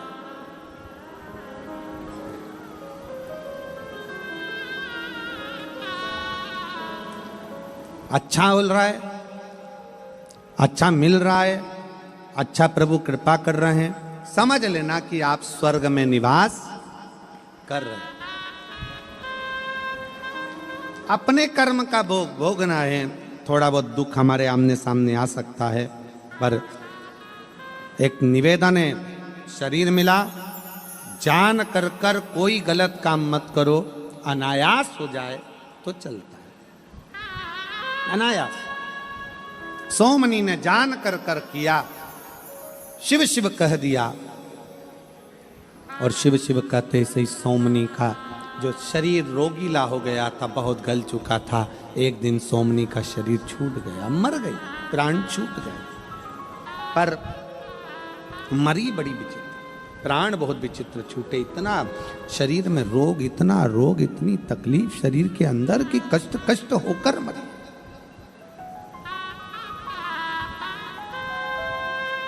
और गुजराती बहनें, गुजरात की मेरी जीजियां कहती हैं, सेवा करता छूटे जी म्हारा प्राण, ओ जी म्हारा सांवरिया। गुजरात की माताएं कहती हैं कि भगवान ऐसी कृपा करना कि तेरा भजन करती रहूं, स्मरण करती रहूं, जाप करती रहूं और मेरे प्राण छूट जाएं। मुझे पलंग पर मत पटकना, मुझे सड़ाना नहीं, मुझे हॉस्पिटल मत पटकना, मुझे गलाना नहीं, तेरा भजन करते करते छूट जाए मेरे प्राण, ऐसी कृपा करना, ऐसी कृपा।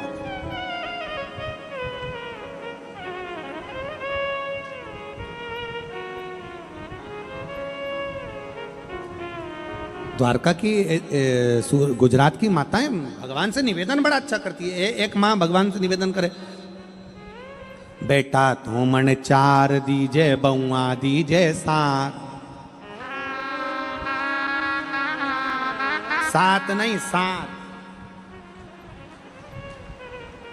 बेटा तो मन 4 दीजे, बउआ दीजे 7, और पोता तो मने 100 दीजे, दीजे फूल गुलाब म्हारा द्वारिकारा नाथ, म्हारा 4 भुजारा नाथ। अरे जो जो मांगू दीजो मणे, दीजो भर भर हाथ, म्हारा द्वारिकारा नाथ, म्हारा 4 भुजारा।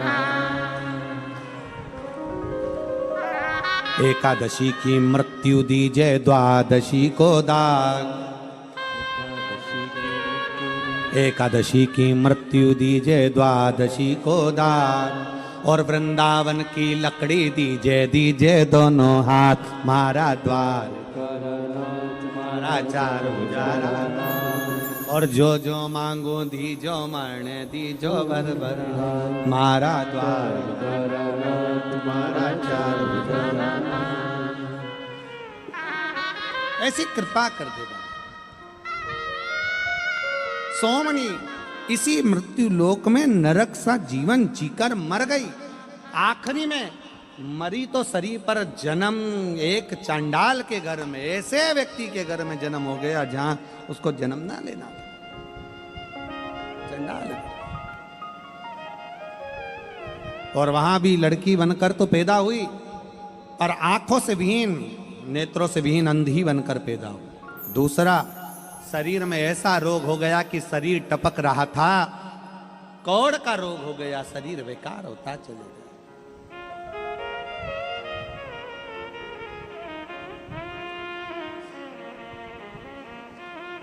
शरीर का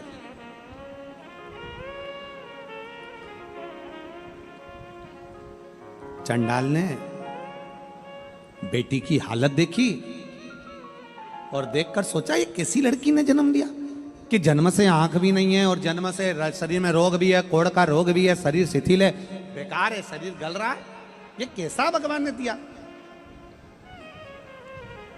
शिव का उपासक था चंडाल, शिव का उपासक। उसको नहीं मालूम था कि पूर्व के जन्म का कौन सा कर्म खेल है, पूर्व के जन्म का ना जाने कौन सा पाप कर्म इस सोमनी का रह गया जो भुगत रही है, और पूर्व का किया हुआ आज भोग रही है।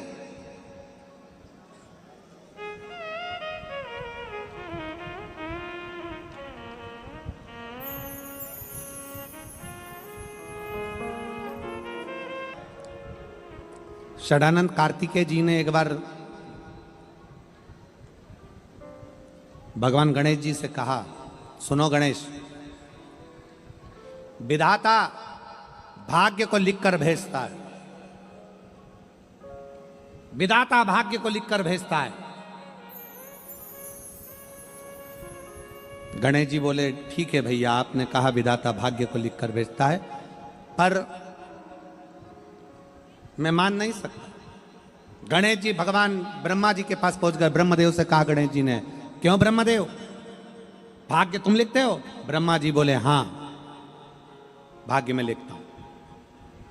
भाग्य लिखकर भेजते हो? हां। प्रत्येक मनुष्य का भाग लिखकर भेजते हो? हां। गणेश जी वहां से सीधे भगवान नारायण के पास आ गए। नारायण से कहा, प्रभु भाग्य लिखते हैं ब्रह्मा जी? भगवान विष्णु बोले, हां, भविष्य भाग्य लिखकर ब्रह्मा जी भेजते हैं। जो मृत्यु लोक में जन्म लेता है उसका भाग्य ब्रह्मा जी लिखकर भेजते हैं। गणेश जी ने सुन लिया। गणेश जी के मन में बेचैनी होने लगी तो वो माता पार्वती के पास चले गए, मां जगतजननी के पास, मां जगदम्बा के पास, माता पार्वती के पास। वहां पहुंचे और माता पार्वती जी से कहा, मां, ब्रह्मा जी कहते हैं कि मैं भाग्य लिखकर भेजता हूं, विधाता भाग्य लिखकर भेजता है। भगवान नारायण कहते हैं विधाता भाग्य लिखकर भेजता है। ब्रह्मा जी का काम है भाग्य लिखना, भगवान नारायण का काम है बता देना कि इसके भाग्य में ये लिखना है। फिर शिव जी का कार्य क्या है? मेरे पिता शंकर करते क्या है?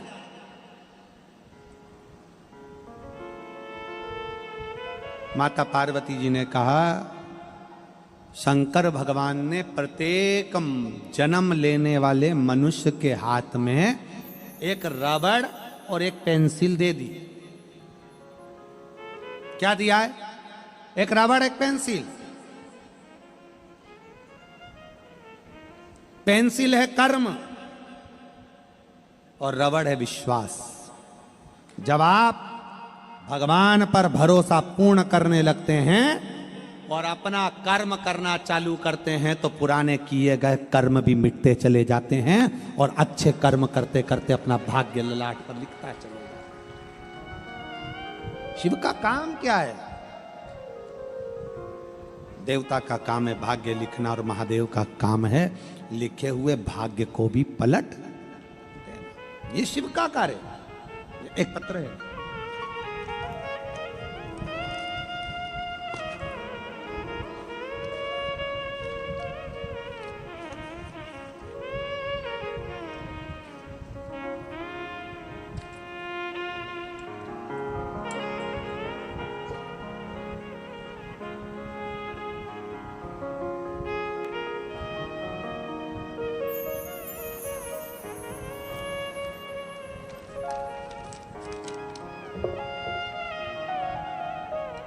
फोटो लगा हुआ है। मंगल सुरेश पाटिल, पता 1105 मृण्मय पैलेस, चिकन घर, कल्याण वेस्ट में, मुंबई से हैं ये। कहीं बैठी हो तो हाथ हिला सकती हैं। मेरा नाम मंगल सुरेश पाटिल है, मैं कल्याण मुंबई की रहने वाली हूँ।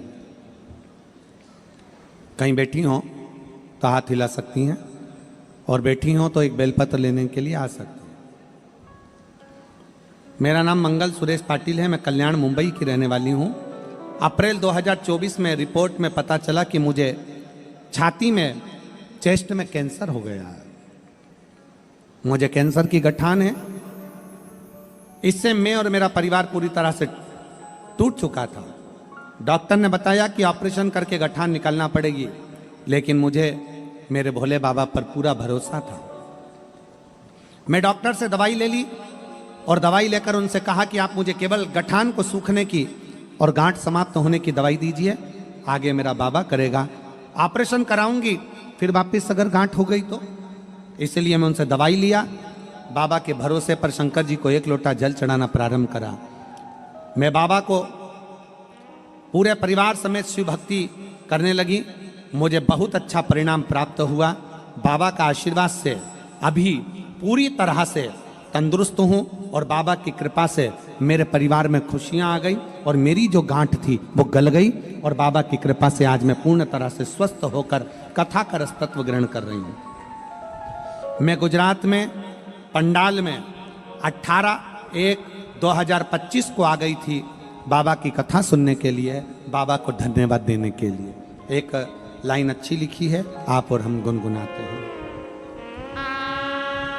खाली ना जाता कोई दर से तुम्हारे, खाली ना जाता कोई दर से तुम्हारे, मैं भी खड़ी हूँ नदी बागे पसारे, अपने हृदय से लगा लो, लगा लो, गिरा जा रहा हूँ, उठा लो।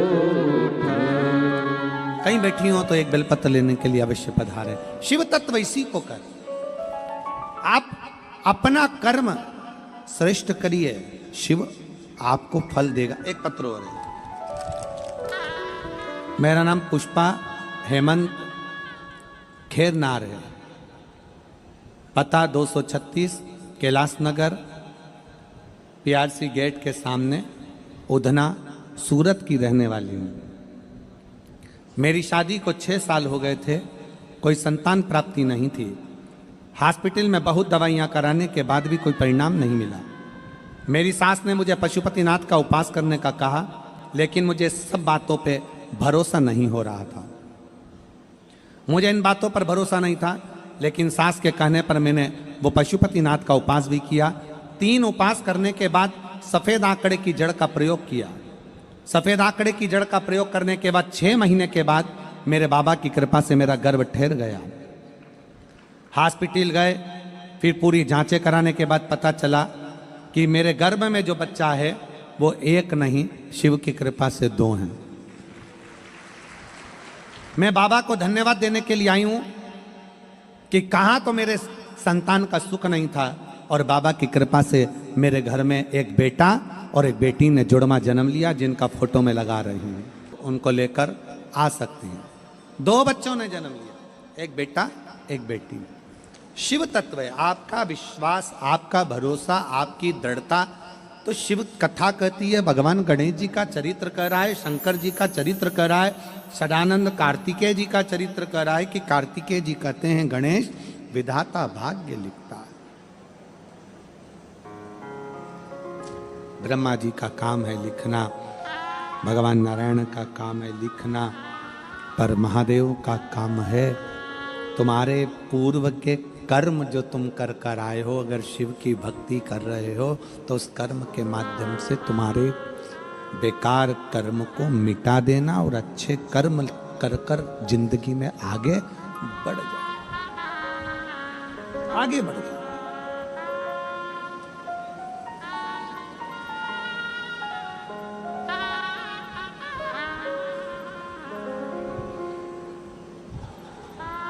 कुछ अच्छा कर्म करो, कुछ श्रेष्ठ कर्म करो।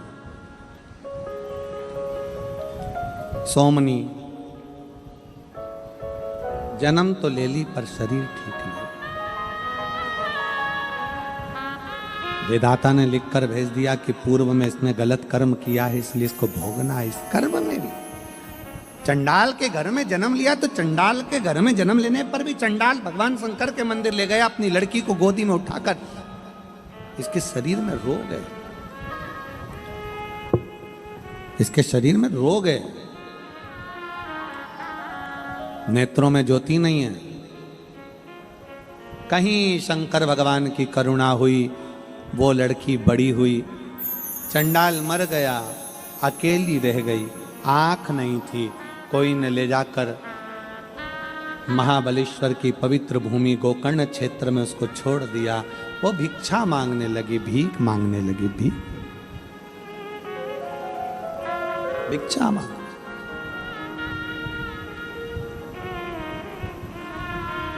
शिव कृपा किसको कहते हैं?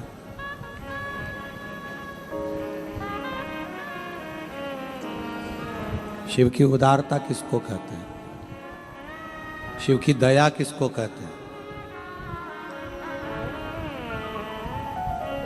गोकर्ण क्षेत्र में महाबलेश्वर की भूमि पर भीख मांग रही थी।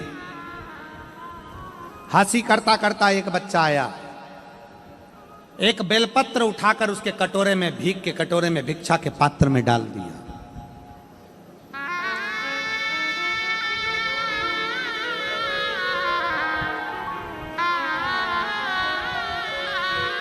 हमने पहले भी कथा में कहा, आज फिर कहते हैं, जिसके घर में बेलपत्री का वृक्ष होता है ना, उसके घर में सारे तीर्थ अपने आप विराजमान रहते हैं।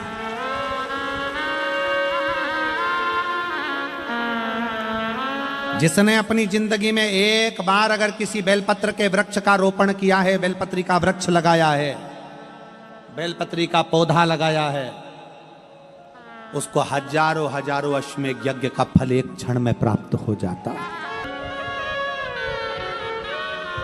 एक क्षण में प्राप्त हो। बेलपत्री उस लड़की के कटोरे में, जो आंख से अंधी है, शरीर में रोग है, बेलपत्री उसके कटोरे में डाल दी। वो कटोरे में पड़ी हुई बेलपत्र उस लड़की ने हाथ से निकाली, फेंक दिया। ना जाने कौन ऐसा व्यक्ति है जो मेरी हंसी उड़ा रहा है, मजाक कर रहा है, और मेरे कटोरे में पत्ती डालकर चले गया। उसने पत्ती को कटोरे में से निकालकर फेंक दिया।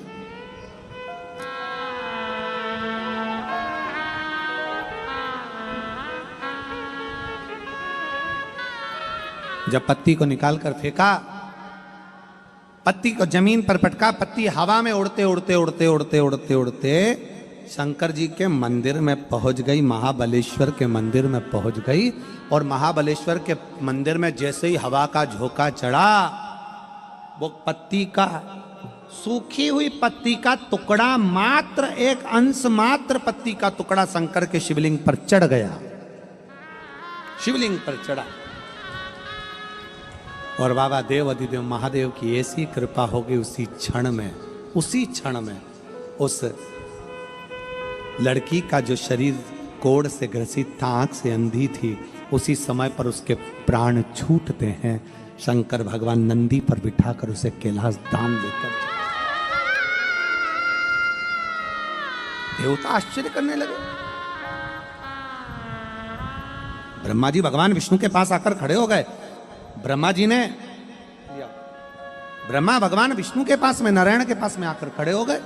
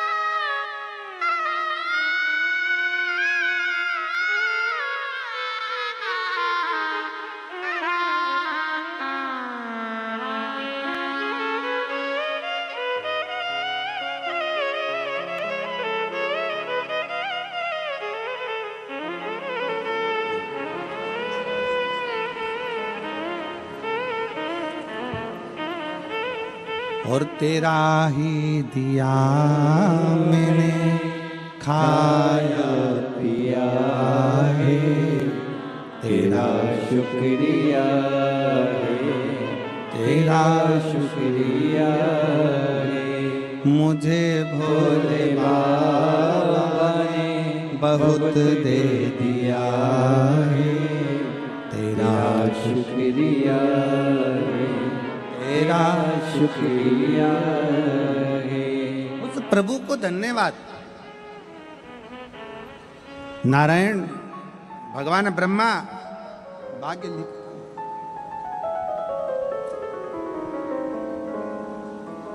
सारे देवता आश्चर्य में पड़ गए। भगवान ब्रह्मा भगवान विष्णु आपस में बात करने लगे, शंकर जी ने क्या कर दिया, ये वो लड़की है सोमनी जिसने पर पुरुष का गमन किया।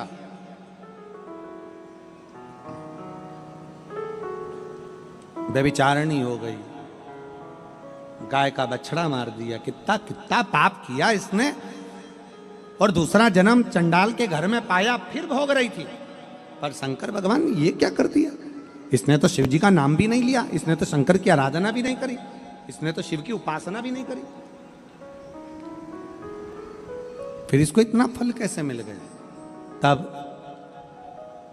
ब्रह्मा भगवान विष्णु देवता सारे की सारे शिव जी के पास आते, तभी तुमरुका जी ने कहा, नारायण प्रभु हे ब्रह्मदेव, इस लड़की ने एक काम करा, इसके कटोरे में किसी ने बेलपत्र डाल दी थी, वो बेलपत्र सूख गई, जमीन पे पटकी, इसके हाथ से निकली हुई बेलपत्र जमीन पर गिरी, वो सूख गई, सूख कर उड़ते उड़ते छोटा सा टुकड़ा शंकर के शिवलिंग पर चढ़ गया, जिसका फल ये मिला कि शंकर भगवान इसको नंदी पर लेकर कैलाश धाम जाते हैं। नंदी पर लेकर, और जितना दिल से आप भगवान को पुकारोगे, जितना हृदय से शिव को आप भजोगे, जितना हृदय से भगवान शंकर को आप रमोगे, जितना हृदय से भगवान शंकर का आप स्मरण करोगे, शिव आपको उसी भाव से प्रकट होगा अनायास। आप नहीं भी भज रहे हो भगवान को, और मुख से हृदय से शिव की भक्ति आपके भीतर प्रवेश कर गई, तो वो सुख है, वो सुख है।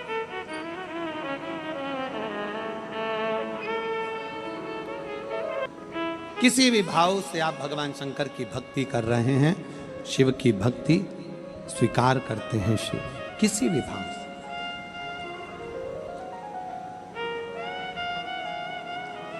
कितना सुंदर भाव है। शिव महापुराण की कथा कहती है, कंस विद्वान था, रावण विद्वान था,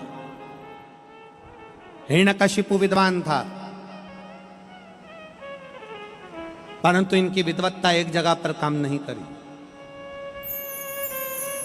कंस विद्वान था, रावण विद्वान था, हिरण्यकशिपु विद्वान था, हिरण्याक्ष विद्वान था, जितने भी असुर होते हैं सब विद्वान होते हैं, जब ही तो भगवान उनको वर प्रदान कर देते हैं। विद्वत्ता है उनमें, उनके तप, उनकी साधना, उनकी शक्ति, उनका बल भगवान को प्रकट कर देता है, ये उनकी विद्वत्ता है।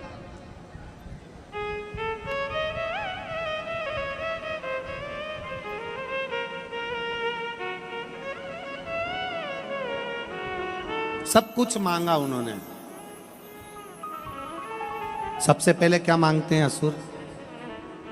असुर सबसे पहले क्या मांगते हैं?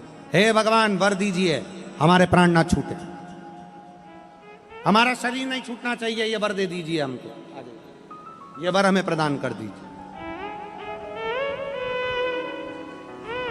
हमारे प्राण ना छूटे, ऐसी कृपा कर दीजिए।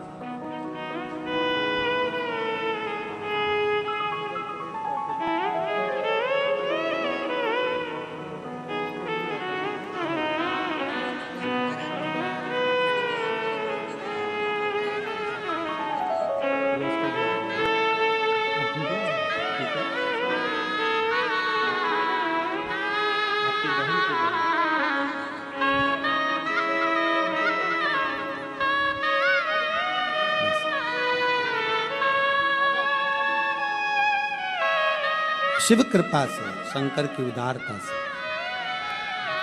इनकी बहू की बहन है जिनको कैंसर हो गया था, और शिव की कृपा से एकदम ठीक हैं, और जो गांठ थी छाती में वो भी गल चुकी है। उसी के भाव में आप बेलपत्र लेकर जाए। शिव तत्व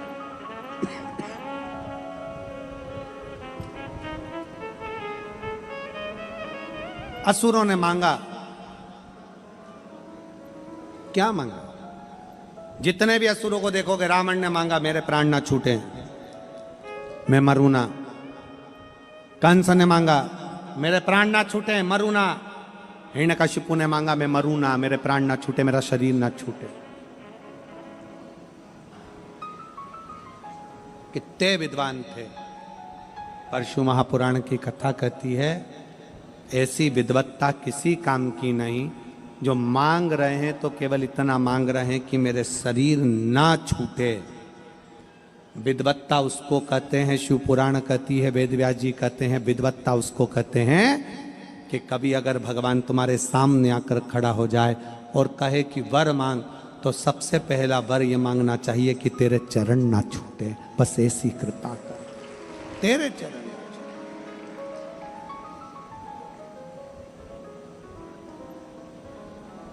तेरा चरण ना छूटे, इतनी कृपा कर दो कि तुम्हारे चरण ना छूटे।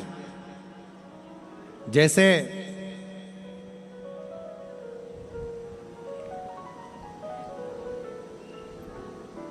भगवान श्री गणेश जी महाराज ने भगवान शंकर के साक्षी में परिक्रमा करने के बाद में मांगा कि शिव ऐसी कृपा करिए। बोले बाबा पिताजी ऐसी कृपा करो कि आपके चरणों की सेवा नित्य करता रहूं, आपके चरणों में रमता रहूं, आपके चरणों की सेवा में दिन रात लगा, सेवा ना छूटे।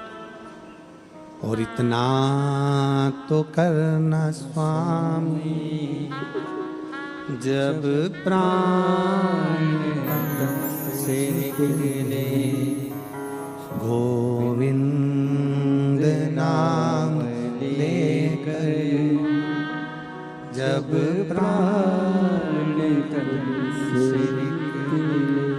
हे प्रभु इतनी कृपा करना कि मेरे प्राण भी छूटे तो तेरी साक्षी में छूटे, कुछ नहीं, कुछ नहीं।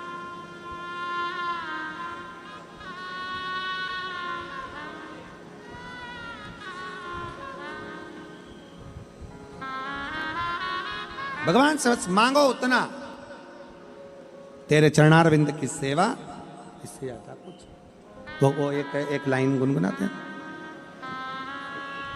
देवा महादेवा, ओ देवा महादेवा, सारी उम्र करूं तेरी सेवा, बाबा जी मेरी लाज रखना, बोले जी मेरी लाज रखना, बाबा जी मेरी लाज रखना, बोले जी मेरी लाज रखना। एक बार आप भी गुनगुनाओ, सब बोलो एक साथ, देवा। आवाज नहीं आई, आवाज नहीं आई, दम से आवाज आनी चाहिए। देवा महा,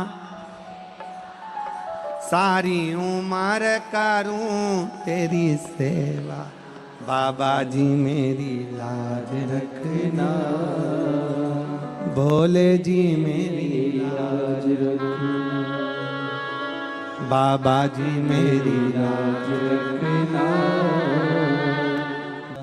तेरे सिर पर गंगा विराजे, तेरे सिर पर गंगा विराजे, तेरे मस्तक पे चंदा साजे, तेरे मस्तक पे चंदा साजे, सारे जग में करे उजियारे, भोले जी मेरी लाज रखना, बाबा जी मेरी लाज रखना, भोले जी मेरी लाज रखना, बाबा जी मेरी लाज रखना। हे शंकर इतनी करुणा करना, इतनी कृपा करना, इतनी दया करना, इतनी कृपा करना शिव कि अंत समय तक तेरे चरणों की सेवा करते रहूं और तब मेरे प्राण छूटे, तब मेरे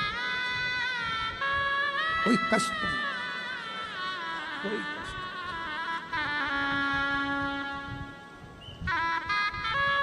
ब्रह्मा जी और भगवान विष्णु ने कहा, ब्रह्मा और भगवान विष्णु कह रहे हैं, शिव ये तुमने क्या कर दिया?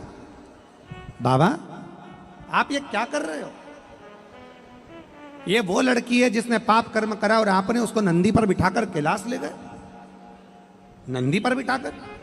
शंकर भगवान कहते हैं विधाता का काम है भाग्य लिखना और देव अधिदेव महादेव का काम है भाग्य को पलटना, लिखा हुआ पलट देना, ये शिव का काम, शंकर का काम। एक पत्र है,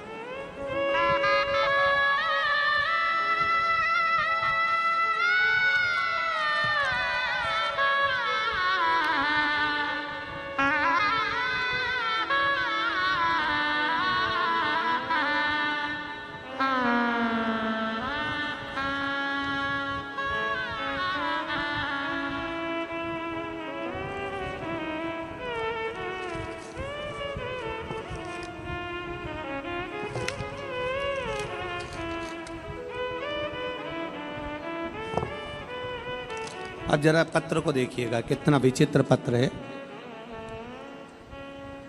सुभाष पाटिल, मेरा बेटा निखिल पाटिल, नवसारी गुजरात से हूँ। मेरे बेटे को हार्ट दिल में बचपन से छेद था। हमने उसे सूरत केयर हॉस्पिटल में चेक किया, वहाँ के डॉक्टर ने कहा कि बच्चा बड़ा होगा तब ठीक हो जाएगा, पर वो बेटा ठीक नहीं हुआ। मेरा बेटा जब 2020 में 11 साल का हुआ तब स्कूल में उसे डॉक्टर ने चेक किया तो उसका हार्ट प्रॉब्लम बताया। हम उसे वापस हॉस्पिटल में लेकर गए तो डॉक्टर ने कह दिया कि इसके हृदय में छेद है और वो ठीक नहीं हुआ, इसको अहमदाबाद ले जाओ। हम उसको अहमदाबाद लेकर गए, वहाँ पर मेरे बेटे को चेकअप किया तो उसके हार्ट में छेद हैं ऐसा कहा। वहाँ के डॉक्टर ने बताया कि बच्चा जब 15 साल का होगा तब हो सकता है शायद ठीक हो जाए, पर छेद रहा। बेटा 15 साल का हो उसका इंतजार करे। 2023 में फिर वापस रिपोर्ट कराई, चेक कराया तो मालूम पड़ा कि उसके हृदय में अभी भी छेद है। अब करा क्या जाए? तब 2024 में अक्टूबर के महीने में मेरे बेटा हमारे साथ में कुबरेश्वर धाम गया, वहाँ जाकर कंकर शंकर की पूजन करी, जल चढ़ाया, रुद्राक्ष लाए, उसका जल और बेलपत्री खिलाना प्रारंभ करा। तब दूसरी बार 2024 में फिर जांच कराई तो बाबा की कृपा से उसका छेद भरा चुका था। मैं बाबा को यहाँ धन्यवाद देने के लिए, देवता का काम है भाग्य लिखना, देव का काम है भाग्य लिखना और देव अधिदेव महादेव का काम है भाग्य को, भाग्य को पलटना।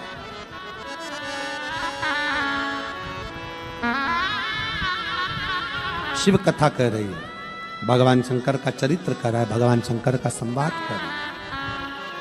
सोमनी का भाग्य पलटने की जवाबदारी मेरे देव अधिदेव महादेव, क्योंकि बेलपत्र का एक अंश उनके ऊपर चढ़ गया।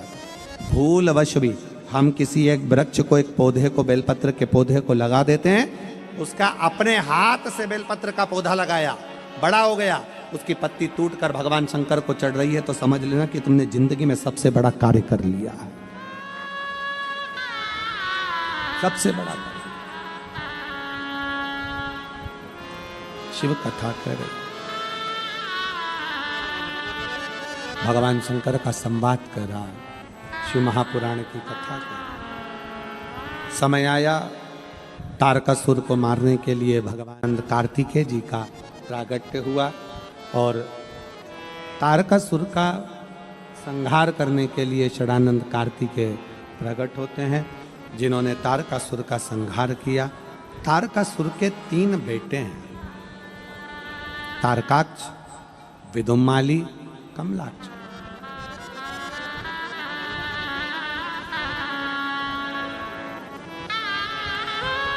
जिनको मारने के लिए भगवान शंकर ने पशुपति रूप धारण कर देखिए आज कथा का कौन सा दिन है? जम के बोलो जरा, जम के। 5। कल कथा का कौन सा दिन है? छठा। छठा मतलब भगवान शंकर की कथा की शिवरात्रि। तो कल तो कथा का समय यही रहेगा 1 बजे से 4 बजे तक, पर परसों कथा विराम का जो दिन रहेगा, क्योंकि कल लाखों शिव भक्त यहाँ पहुँचेंगे और रात भर शिव भक्त भगवान शंकर की भक्ति करते हैं। रात भर कहते हैं कथा का जो छठा दिन होता है वो भगवान शंकर से अपने दिल की बात कहने का होता है। और 7वां दिन जिस दिन कथा विराम होती है, लोग झोली पसार कर बाबा से वर मांगते हैं और फिर अपने घर की ओर जाते हैं। तो कल का कथा का समय 1 बजे से 4 बजे तक रहेगा और परसों के दिन विराम वाले दिन कथा का समय सुबह 8 बजे से 11 बजे तक रहेगा। कथा सुबह 8 बजे से 11 बजे होकर विराम हो जाएगी। और कहते हैं कथा का विराम का दिवस मतलब भगवान जैसे घर से मेहमान जाते हैं तो बच्चों को कुछ देकर जाते हैं, उसी तरह भगवान की कथा भी विराम होती है तो कुछ ना कुछ देकर भगवान देवाधिदेव महादेव अवश्य जाते हैं। बड़े भाव से 2 दिवसीय कथा और है। कल कथा की शिवरात्रि का प्रसंग रहेगा जो 6वें दिन का रहता है। भाव से कथा का रसतत्व ग्रहण करिएगा। भगवान पशुपति रूप धारण करते हैं। भगवान कुंदकेश्वर महादेव पधार रहे हैं। जोरदार ताली बजाकर स्वागत वंदन अभिनंदन करें।